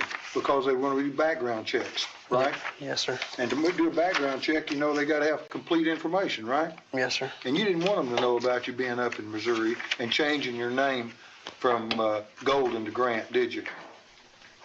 That wasn't my intention. You didn't want them to know your name had been Golden, did you? Had no intention of defrauding that. Well, we'll let somebody else decide that. You did not give this state police any information that your name had been Andrew Golden, one of the West Side murderers, and you didn't give them any information that might help them find that out, did you? No, sir. And because if you'd given them the Cape Girardeau name and they... Yeah, I like this detective, Brad. He ain't taking no games with this dude. He ain't giving him no sympathy, bro. He ain't cutting him no slack, and he shouldn't. This dude's a fucking demon. I can't believe he's out freeing the world. done a name He might be getting arrested though for doing this. Like for lying on this application. This might be what this is about. check for Cape Girardeau, they could have probably found out that you changed your name from Andrew Golden to Drew Grant. They could have found that out pretty easy, couldn't they? They might have been able to, yes. It's in the court records up there, isn't it? Yes, sir. Filed in records. Yes, sir. So you just left that out, so they couldn't find that out, didn't you? Golden knew better than to apply for the carry and conceal permit. As a convicted felon, he would have been prohibited from carrying a firearm. That's true, isn't it? Remember now, you're under oath. Hey, Mary, I hope you have a good day at work. Yes, sir. That's true, isn't it? You didn't want them to find it out, did you? Yes, sir. Correct? Yes, sir. Okay. And your... That's a good guess, Bradley. I think you hit it right on the head, actually. Erica, yeah, man, he's got that old school sternness to him, this detective. status as a juvenile offender under federal law. Had you been told anything about any restrictions on your ability to have, possess, or use a firearm? No, sir. When you were released from federal custody, did anybody mention to you about firearms? No, sir. And same thing with state custody. No, sir. Okay, for you to apply for the firearms, you had to certify that you'd gone through a course, hadn't you? Yes, sir. And in the course, you had to demonstrate proficiency with a firearm, didn't you? Yes, sir. You had to go to a range and shoot. Yes, sir. So you had a gun in your possession, didn't you? Yes, sir. And were shooting it. Yes, sir. Whose gun was it? It was my father's. Where'd you get it? From him. When? For that class. And how long had you had the gun to work on this class? Just for the day. One day. Would you go, tell me when and where you went to get the gun. I went to. Yeah, you right, Bradley. Ain't that ATF shit? Like once you lie on them applications, the ATF pop up, right? The guns, arms, tobacco, firearms, or whatever. His house. Same day of the test? Earlier that morning, probably. I don't really remember. Uh-huh. And did you go up and shoot that day and then take it back to him that night? I may have, yes, sir. No, I'm not asking what you may have done. I asked what you did do. I don't remember. Did you have to demonstrate proficiency with understanding the firearm and the fundamentals of the firearm? Yes, sir. And ammunition? Yes, sir. And practice? You did that for an hour and a half? Yes, sir. Had you shot a gun at any other time from the time you were released until the time you applied for the permit? Yes, sir. Where else had you shot guns? We had squirrel hunted some. And, Got you. Thank you, Iron, for letting me know what it standed for, because I knew the acronym, but I wasn't sure of what words went where. Robbie, welcome to the chat. Stormy, welcome to the chat. We being who? Me and my father. And how many times did you go on squirrel hunting? I don't remember, a few times. Once for sure. Where'd you go squirrel hunting?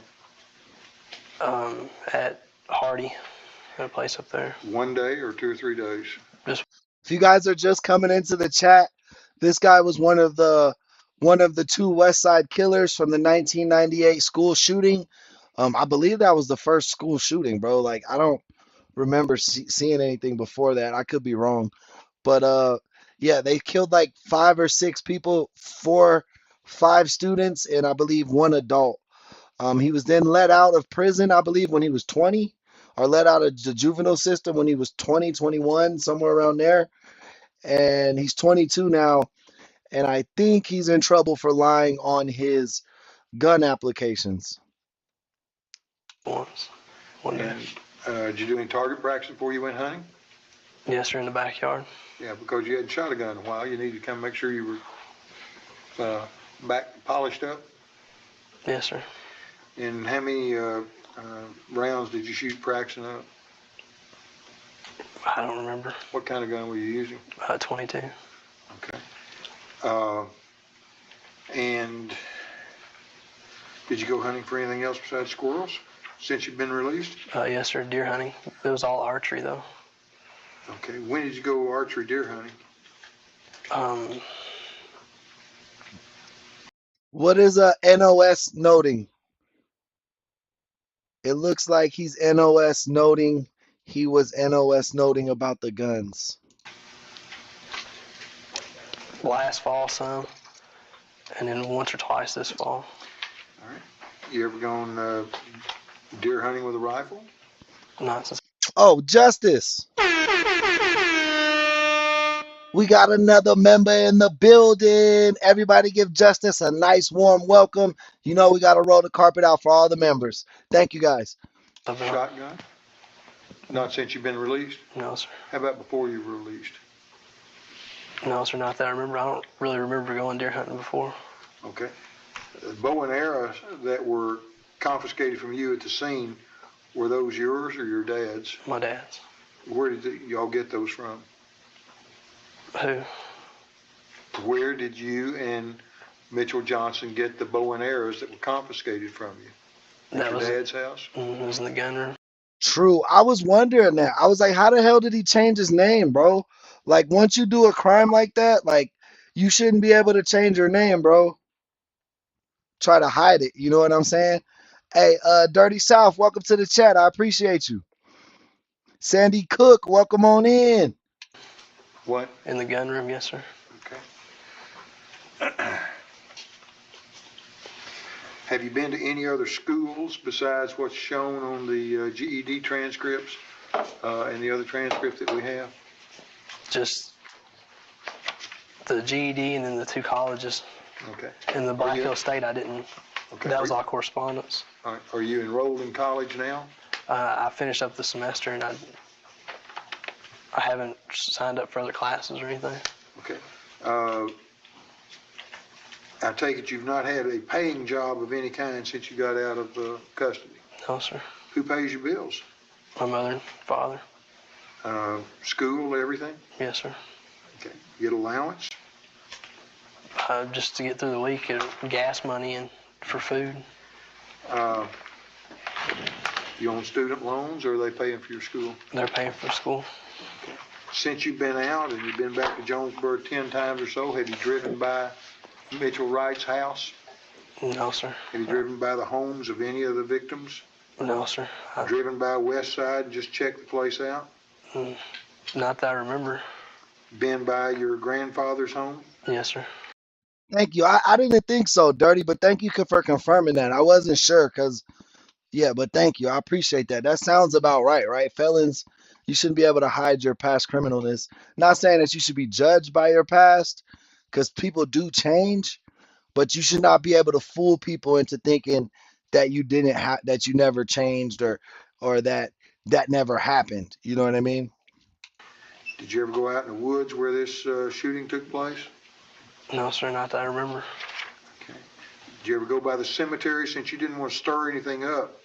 But did you ever go to the cemeteries and pay your respects in private to the victims of your escapade? No, sir.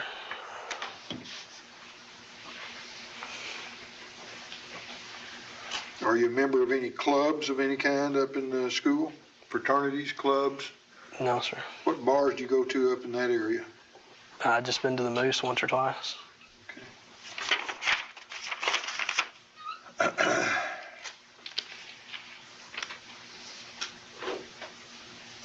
Tell me again why you needed a handgun permit? I was concerned about those threats, and I was by myself quite a bit. Those threats of 10 years ago Yes, sir. that hadn't been renewed by anybody? Yes, sir. The threats may have been renewed if Golden was ever identified. His concern for his safety is not unreasonable, although he should not have attempted to obtain a weapon.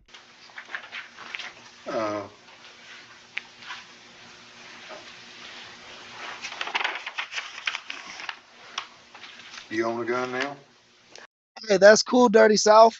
Welcome to the team, man. Having a paralegal kind of explaining some of this stuff to us is really beneficial for the whole community. So please make sure you subscribe and continue to drop by, man. We appreciate your company.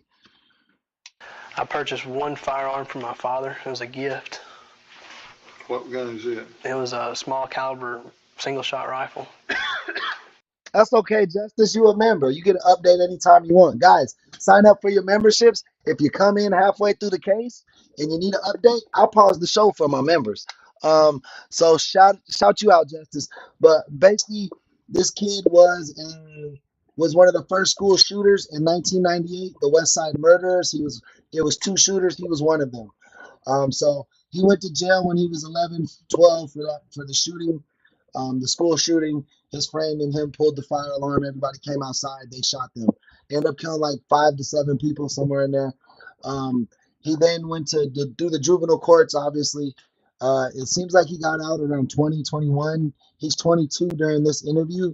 But during that process, he started applying for gun applications and trying to buy a gun. And he definitely wasn't allowed to do that. He changed his name, lied on the applications, and did a whole bunch of shit. So that's why he's kind of right here, right now. Well, was it a gift Yeah, he was the 11-year-old. The other kid was 13, I believe. or did you purchase it? I purchased it for him as a gift Or where'd you go buy it? at the pawn shop on G Street. Pawn shop on G Street? Yes, sir. When did you buy it? I don't remember. It's been over a year ago. This water's going through. Were you going by the name of Drew Grant when you bought it? Yes, sir. Okay. Did you fill out the firearms paperwork? Yes, sir. And did your dad let you keep any of his guns? Other than just for the class that day. Okay. Did your grandfather, when he died, he left you his truck? Yes, sir. Did he leave you anything else? Just his truck and his computers. Okay. What about his guns? What happened to his guns? My uncles and dad got them. Okay. When you were in South Dakota, was Mitchell Johnson in South Dakota with you? No, sir.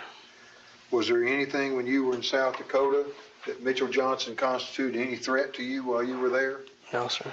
Was there anything that prevented you from telling the authorities about this alleged coercion or being forced into committing this crime?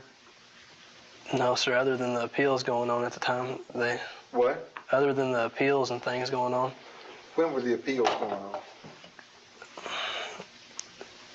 When were they ended? Upon my release, but I mean, I think there was still even one that was in process that they never heard back from. Did your lawyers ever tell you that committing a crime under duress is a defense?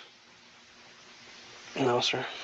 That, you can say, I did not voluntarily commit that crime, I was forced to do it, and that's a defense to a criminal case? Did anybody ever tell you that? No, sir.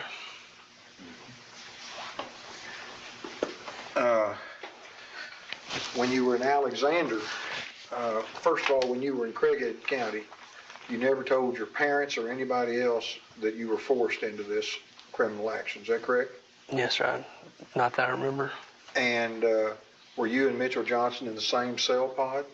Yes, sir. And was he moved from the cell pod in Craighead County at any time away from you? No, sir. He was there the whole time. Did you ever ask to speak to your lawyer privately? No, sir. Did you ever speak to your lawyer in private? while you were in Craighead County? I can't remember.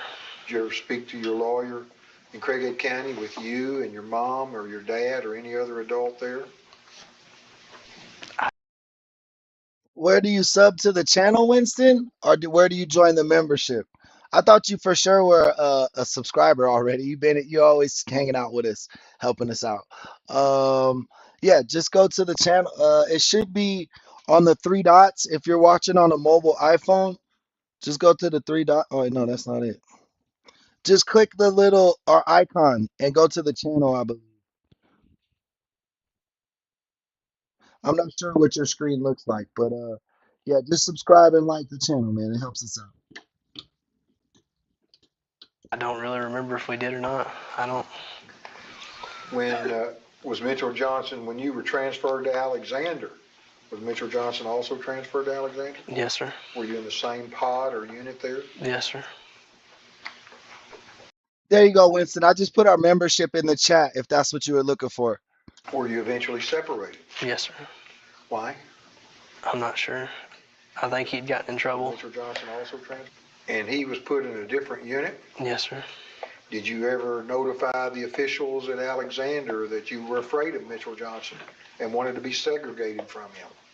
No, sir. You were aware that segregation was available if there was a legitimate fear or threat, weren't you? Yes, sir. They did. I'm sorry? Yes, they did have that option. Okay, and you never asked for that, did you? No, sir. And when Mitchell Johnson was segregated from you at that time, he certainly could pose no threat to you because he could not have any access to you, could he? Yes, sir. There was still school. And while I was there, 2 kids killed themselves, and it was over 8 hours before they were found. It was possible.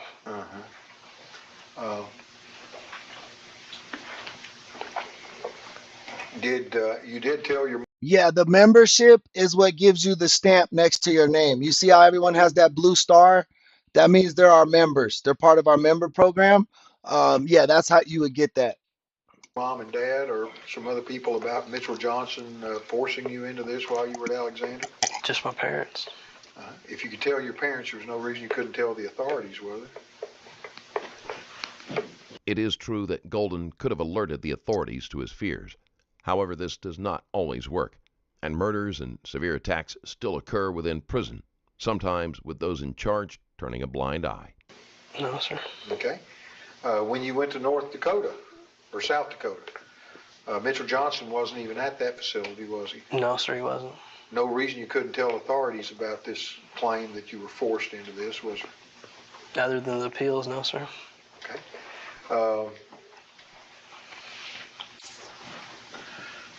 When you were in custody in South Dakota, did you get to make... No, the thing that's beside your name right now is the ranking. So you see how they have blue stars? What you have right now, the number, like the little number by your name, that's just keeping track who's chatted the most. It's a chat bot that lets you know who's in first place as far as who's been most active in the chat. That's what you got, the number and the crown. Make phone calls? Yes, sir. Did you call your mom? Yes, sir. Did you remember her phone number? Yes, sir. Do you remember it now? Yes, sir. What is it? 870. Welcome back, Bradley. 869-1607. You're going to have to speak up, young man. It's 870-869-1607. Okay. Do you have a cell phone number? Yes, sir. What's your cell phone number? 870-844-0036. And how long have you had that number? For a little over a year. Okay. Does your dad have a cell phone? Yes, sir. What's his number? 870-844-0074. What about your grandmother? Does she have a telephone? Yes, sir. What is that number? 870-268-1760, I think. I'm not sure. Okay. Does your sister have a phone? Yes, sir. You remember her number? No, sir. Okay.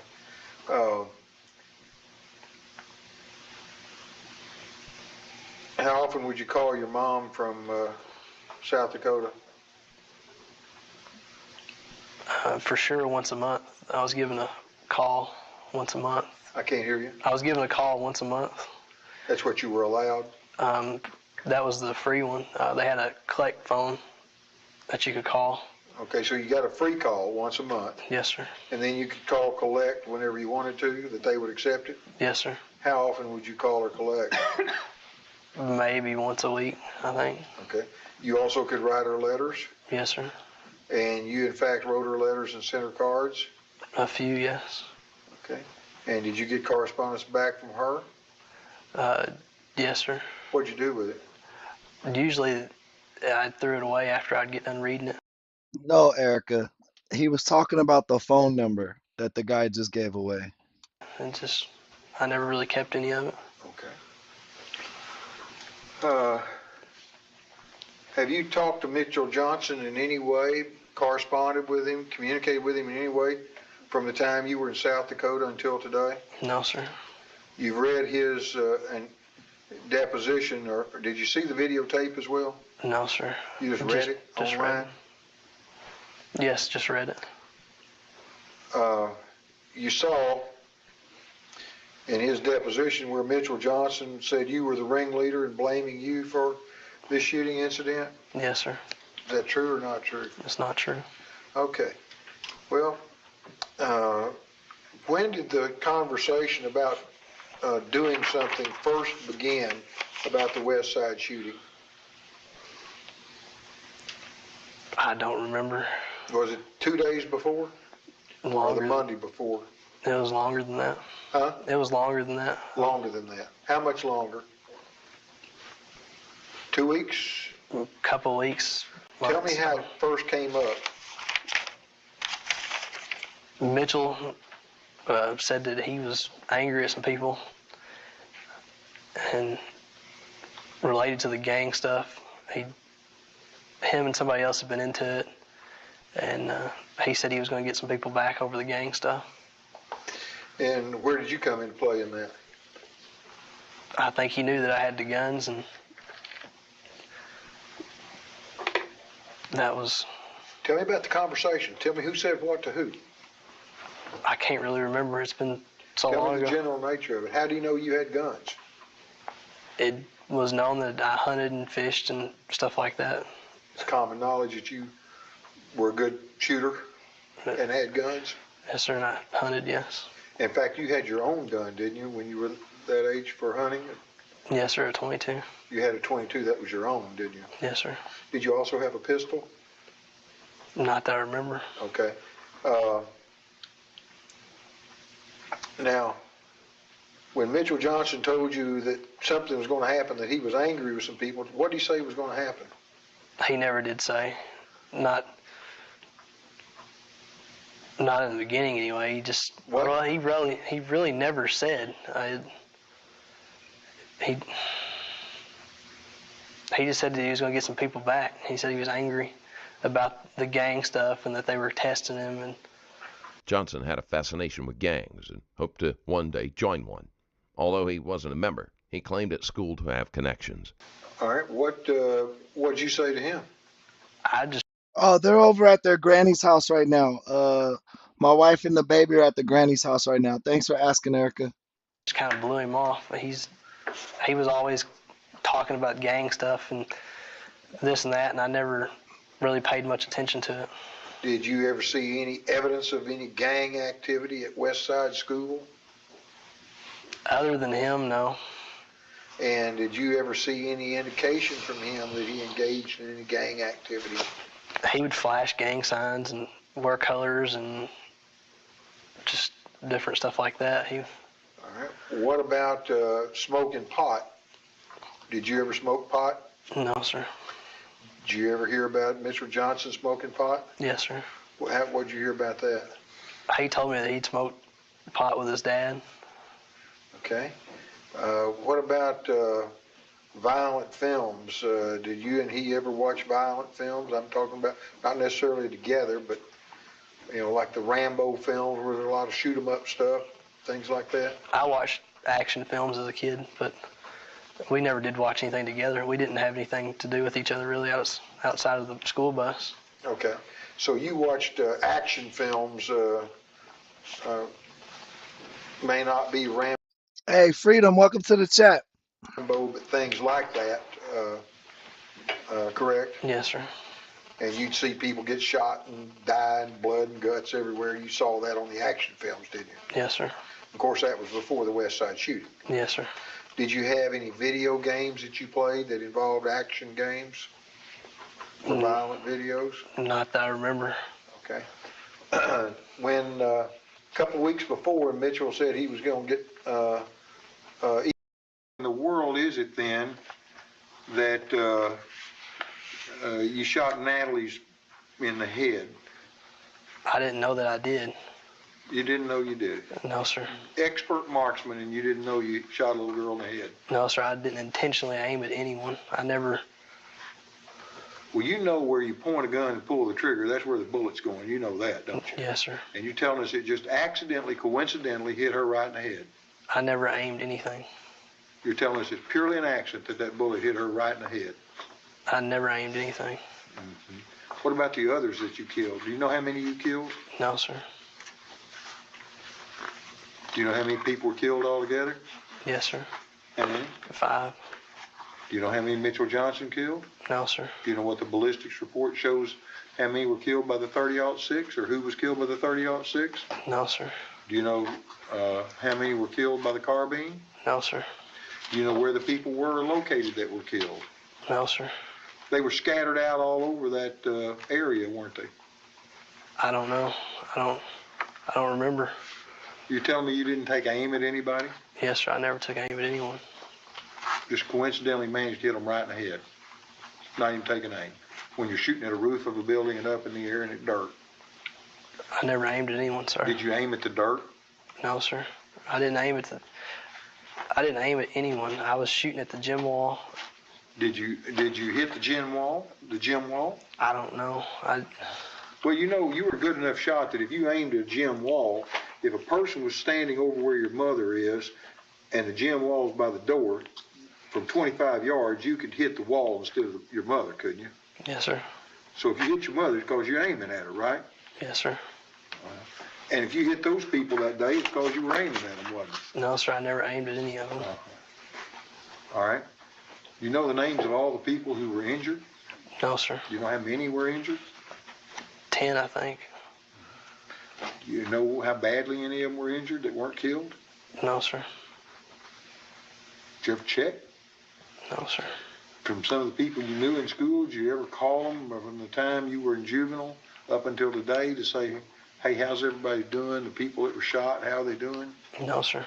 Did you ever make any inquiry about how your victims were recovering from your murderous rampage? No, sir. Did you ever make any inquiry how the families were suffering from their grief and heartache? No, sir.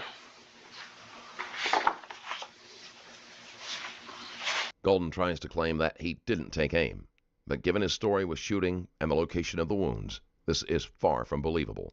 Over the years, he may have tried to convince himself that this was true. In that same line of thought, Golden probably avoids thinking about the victims. How are they doing? The people that were shot, how are they doing? No, sir. Did you ever make any inquiry about how your victims were recovering from your murderous rampage? No, sir. Did you ever make any inquiry how the families were suffering from their grief and heartache? No, sir.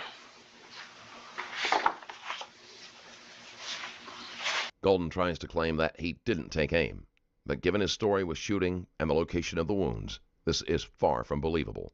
Over the years, he may have tried to convince himself that this was true.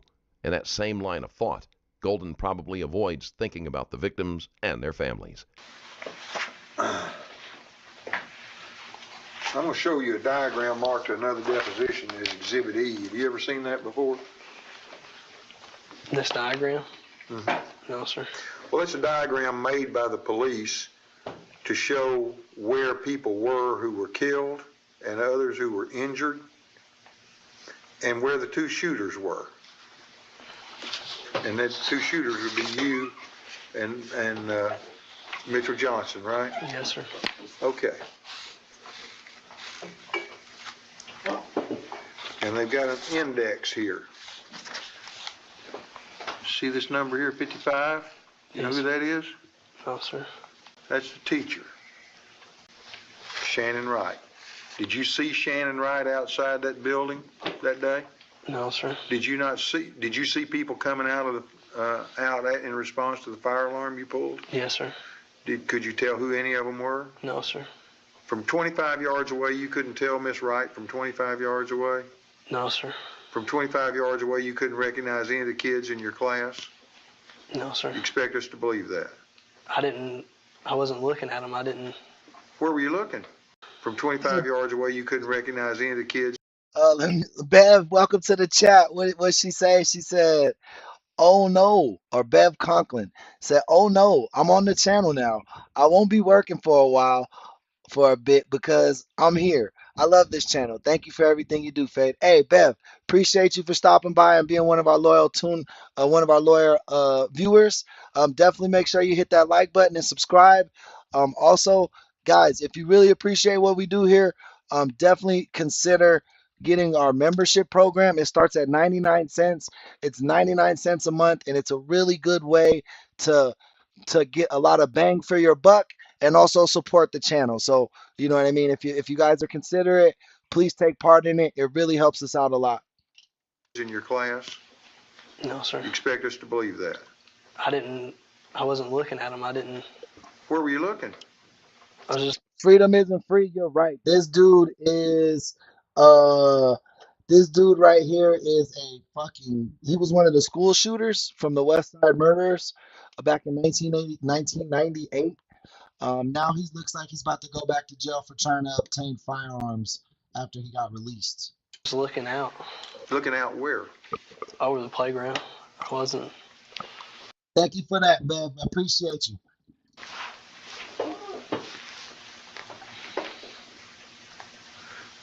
People are responding to the fire alarm that you pulled 25 yards away, and you can't recognize your own 6th grade teacher and 2 of them, as well as kids that you knew personally. You couldn't recognize them from 25 yards away? I don't remember. All right. Well, let's see. 66. You see that? Stephanie Johnson. That's where she was shot and killed. You see that? Yes, sir. You remember seeing Stephanie? No, sir. 36. That's Brittany Varner. Right in the middle of the sidewalk. Do you remember seeing her? No, sir. All right. Then you've got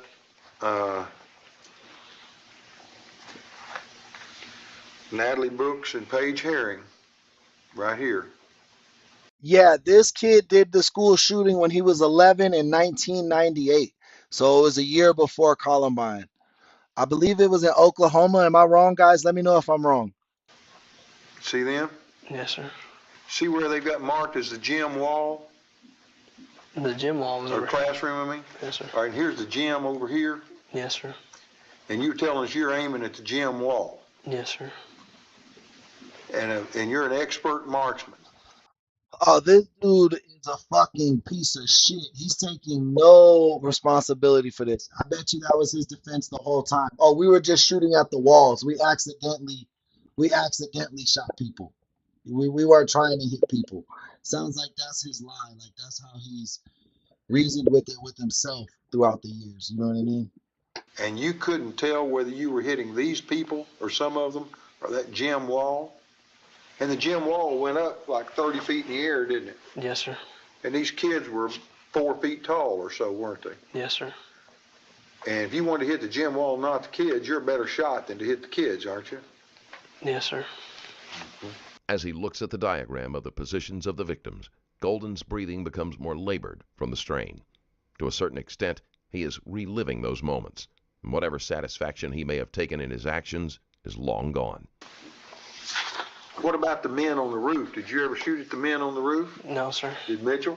I think he did. Tell me about the men on the roof. Where were they?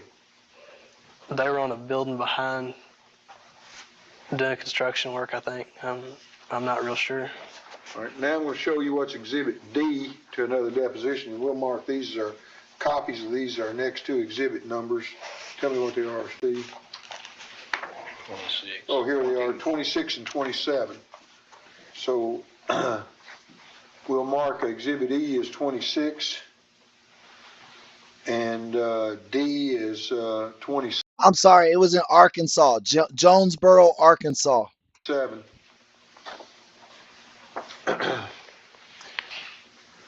Now, you see the classroom, okay? Now, see where it's got shooter locations? And there's 2 shooter locations. You see that? Yes, sir. And it shows them to be 22 feet, 10 inches apart. You see that? Yes, sir. You know how far 20 feet is? Pretty good way, isn't it? Not quite the width of this room, right? It may be. All right. You know what a yardstick is? Yes, sir. It takes 7 yardsticks to make 21 feet, right? Yes, sir. Okay. So you got a pretty good idea what 20 feet is. Yes, sir. And so when the commotion started and the shooting started, how many times did Mitchell Johnson shoot? 5 that I remember. Okay. Who shot first? I did. I wanted to warn everybody to go back in. Oh, so you shot He to warn fucking people to go lying, back bro. Yes, sir. in. And you had your gun up You like know you the were aiming it? sarcasm in the No, sir. What'd you do with it? I had it and I shot. I didn't. Okay, did you see Mitchell Johnson looking through the scope? No, sir. Well, you could tell if he would have the rifle with the scope, you knew he'd be looking through the scope, didn't you? Yes, sir. All right, if he's looking through the scope to shoot people, why don't you just turn your gun and shoot him right between the eyes? You could have, couldn't you? I don't know. When he had his eye in that scope, he couldn't see you because he's looking through the scope, right? I guess. Isn't that true? You've shot through a scope. Yes, sir. And you know when you're looking through the scope, the only thing you can see is what's in that scope, right? Yes, sir. And that rifle scope was pointed to those kids and those teachers, right? Yes, sir. And all you'd have done to protect them and yourself would have turned your gun, instead of looking through the scope, right at Mitchell Johnson and dropped him. You could have done it, couldn't you? If Golden had been an innocent and frightened 11-year-old, coerced into these acts as he claimed, that type of action would have been beyond him. Most adults would have a hard time making that decision outside of hindsight. I could have if I wouldn't have been scared. How scared do you think these people were that were being slaughtered? Terrified. Who think was more scared, them or you? They are probably. Yeah, they were being ambushed by a couple of maniacs, weren't they? Yes, sir. Weren't they? Yes, sir. And you were one of those people doing the ambushing, weren't you? I didn't ever intentionally shoot anyone. That's a lie and you know it, isn't it? No, sir. I never aimed at anyone. Oh, it's pure coincidental that 5 people lay dead with bullets through their head and their hearts by pure accident, right? I never intended to. I never shot at anybody. I never You know what aimed at anyone. perjury is? Yes, sir. There'll be a time I'll be able to give this deposition to a prosecutor. Yes, sir. And when I do, I'm going to ask him to charge you with perjury, because that's a lie. I'm going to object to that, Bobby, and stuff. It's our very argumentative. Okay. All right. Now, these other people that were shot, they're scattered out all over the place, aren't they? Yes, sir.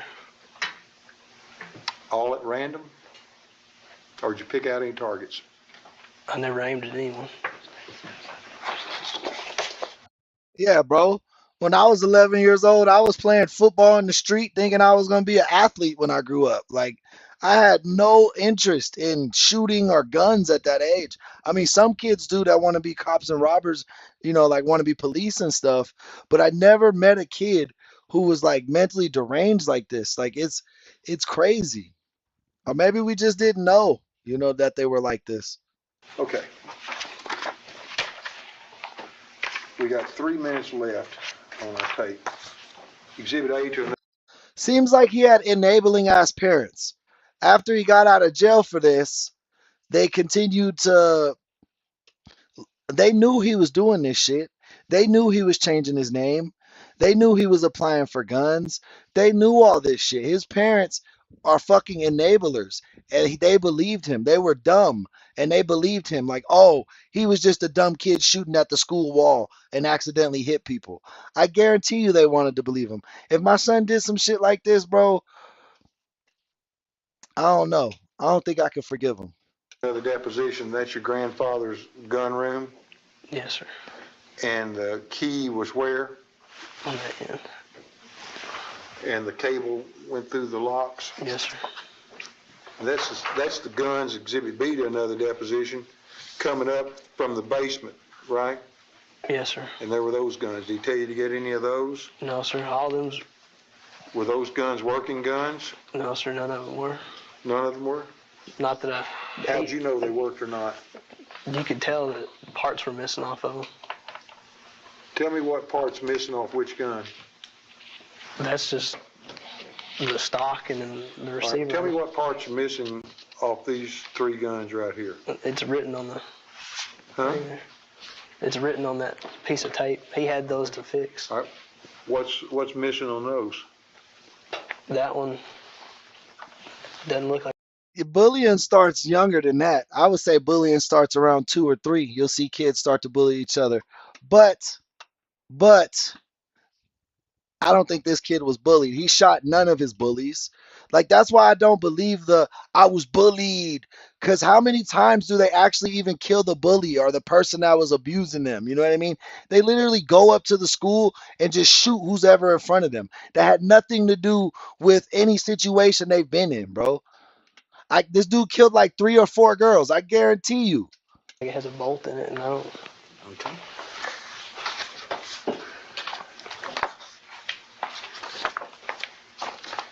Now, let's look at a couple other pictures here real quick.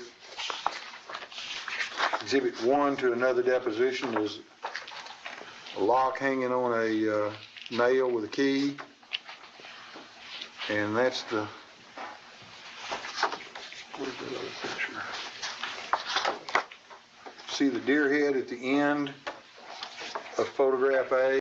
Like, I would believe the school shooter guys about the bullying and stuff if they got bullied, they came up to the school and they shot the one guy who's been making their lives a misery. I would say they still need to go to jail for life. I'm not saying they should get off, but the reasoning would be more understandable. But to say, hey, some random kid bullied me in 5th grade, I'm going to come shoot up everybody in 6th grade. Like, I just can't make it make sense. It doesn't click to me. This guy's just a psycho. In the upper right-hand corner right up here. And I'm pretty sure you guys agree too. I'm not being combative. I'm just letting you know my thoughts. Like, this whole case is ridiculous. I can't believe he's even free. This one? Yeah. Yes, sir. And you say the lock and the key was right there, or the key was right there on the nail? Yes, sir. You see exhibit number 2, you see the key? Yes, sir. That's where it was that day? Yes, sir. And then the key goes in the lock that was through the cables. Did you look up and see Mitchell Johnson doing any shooting? No, sir. I just remember him firing the 5th round, and then I jumped up and ran. Well, to remember that he fired the 5th round, you'd have to know that he fired 1 through 4, wouldn't you? Yes, sir. It was loud. Mm-hmm. It was loud. Yeah. So you could hear the boom, boom, boom, boom, boom, right? Yes, sir. And you could also hear, because your gun was right by your ear, you could surely hear your gun going off too, couldn't you? I don't remember it. You could remember his from 22 feet away, but you couldn't remember yours right by your ear. Yes, sir. That's as true as everything else you've told us. Yes, sir. Had y'all talked about, or had Mitchell Johnson talked about doing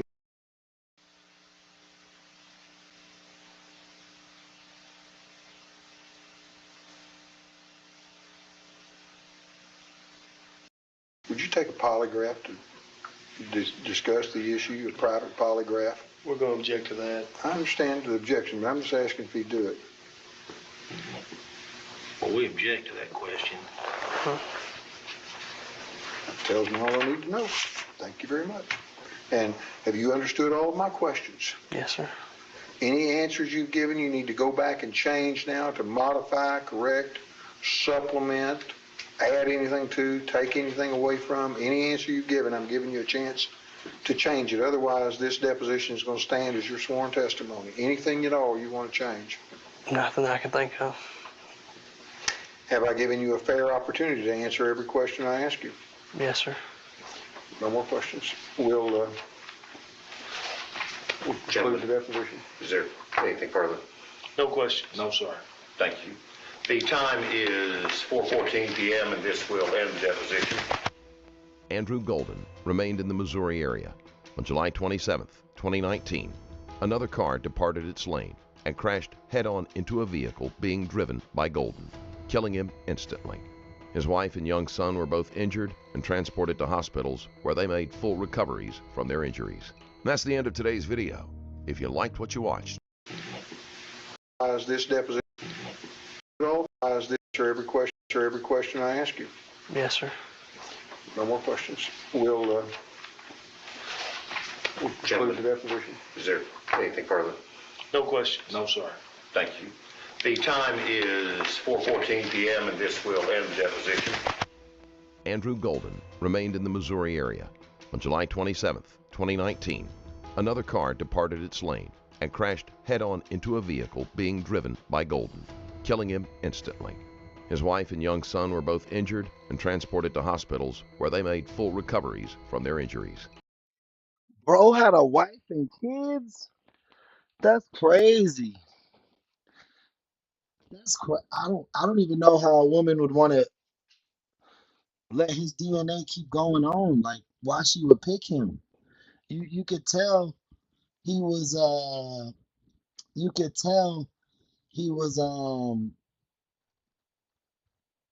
hey, shout out Angeline. Thank you for the sub on Sunday. I appreciate you. You could tell he wasn't all right upstairs. I I don't I don't even know how a girl could choose him after doing something so crazy and just continuing to lie about it. Maybe she didn't know because he did change his name. Maybe he just hit his past to her like she had no clue. Um, the other car came out the lane. Did it sound? I don't want to say it, but it sounded like somebody was trying to hit him, or it was some type of freak accident that made him swerve into his lane head to head. Um, yeah, that was a wild case, man. That was a very wild case. I didn't even know about that school shooting. 1998, I was like 10 years old. I was literally a year younger than this guy. So for me to think like of what my mind state was back then, it was nowhere near that, bro. I just wanted to play football in the outside, basketball, fucking watch sports with my dad. Like that was what I was on at that time. You know what I mean? I wasn't. This guy was trained with guns, was already hunting. Like, man, if you're a gun safety guy, man, you have to really pay attention to your children, especially if you're going to try to teach them hunting or how to use weapons at that age. You have to make sure they have the right temperament for that shit. Like, they have to be mature for their age. I'm not saying no 10-year-old is a good hunter and not crazy. I'm just saying, like, obviously that dude had to have shown some type of red flags. There had to be some type of red flags. You don't just go from, oh yeah, I'm a fucking honor roll student, and then the next day I'm gonna shoot up the whole school. Like, there has to be something going on. You know what I mean?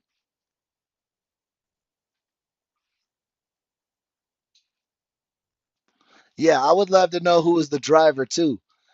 I bet you, even if it was that guy's fault, that county was gonna be like, oh, that was an accident. Like, you did us a favor, brother. I'm just go to the hospital and get healed up. You know what I mean? But man, that's gonna be today's show. We'll be back later tonight. You know, we always do 2 streams every day. Keep post notifications on so that you'll know when that happens. Also, um, also, make sure you check out our new Ring doorbell reaction video that's on the channel. It's really good. I like it a lot myself. It's a new series that we're doing, reacting to crime and crazy moments off of Ring doorbells. Like I said, if you guys find any Ring doorbell videos you want to see or want me to react to, definitely put it into our Discord chat under submissions so that I can react to the videos for you guys. Also, if you have any ideas for videos, definitely go to our Discord and put your recommendations in there, and I will build a playlist around what you guys recommend as long as it's safe to show on stream. Again, thank you for all the support. Shout out Chris. Shout out, let me see. Shout out Chris, shout out Winston for being today's sponsors. Thank you guys for the 2 super chats. Really appreciate that. Like I said, every dollar counts for this channel. We're a brand new channel and we're just starting out. Your guys is campaigning for our community allows me to give you full-time access to this podcast. You know what I mean? I really want this to work. This is what I want for all of us. So definitely, if you guys can afford to, we thank you for anyone who donates. Also, if you do want to donate, but you want your dollar to have a little more bang for its buck, definitely think about our new memberships programs. We've been going real fast on there, and I would like to keep that momentum up. It's only 99 cents a month, and it really, really helps the bottom line of the channel, allowing us to do this each and every day for you guys. What we got? Thank you, Kristen, for the subscription. Appreciate you, Miss Johnson.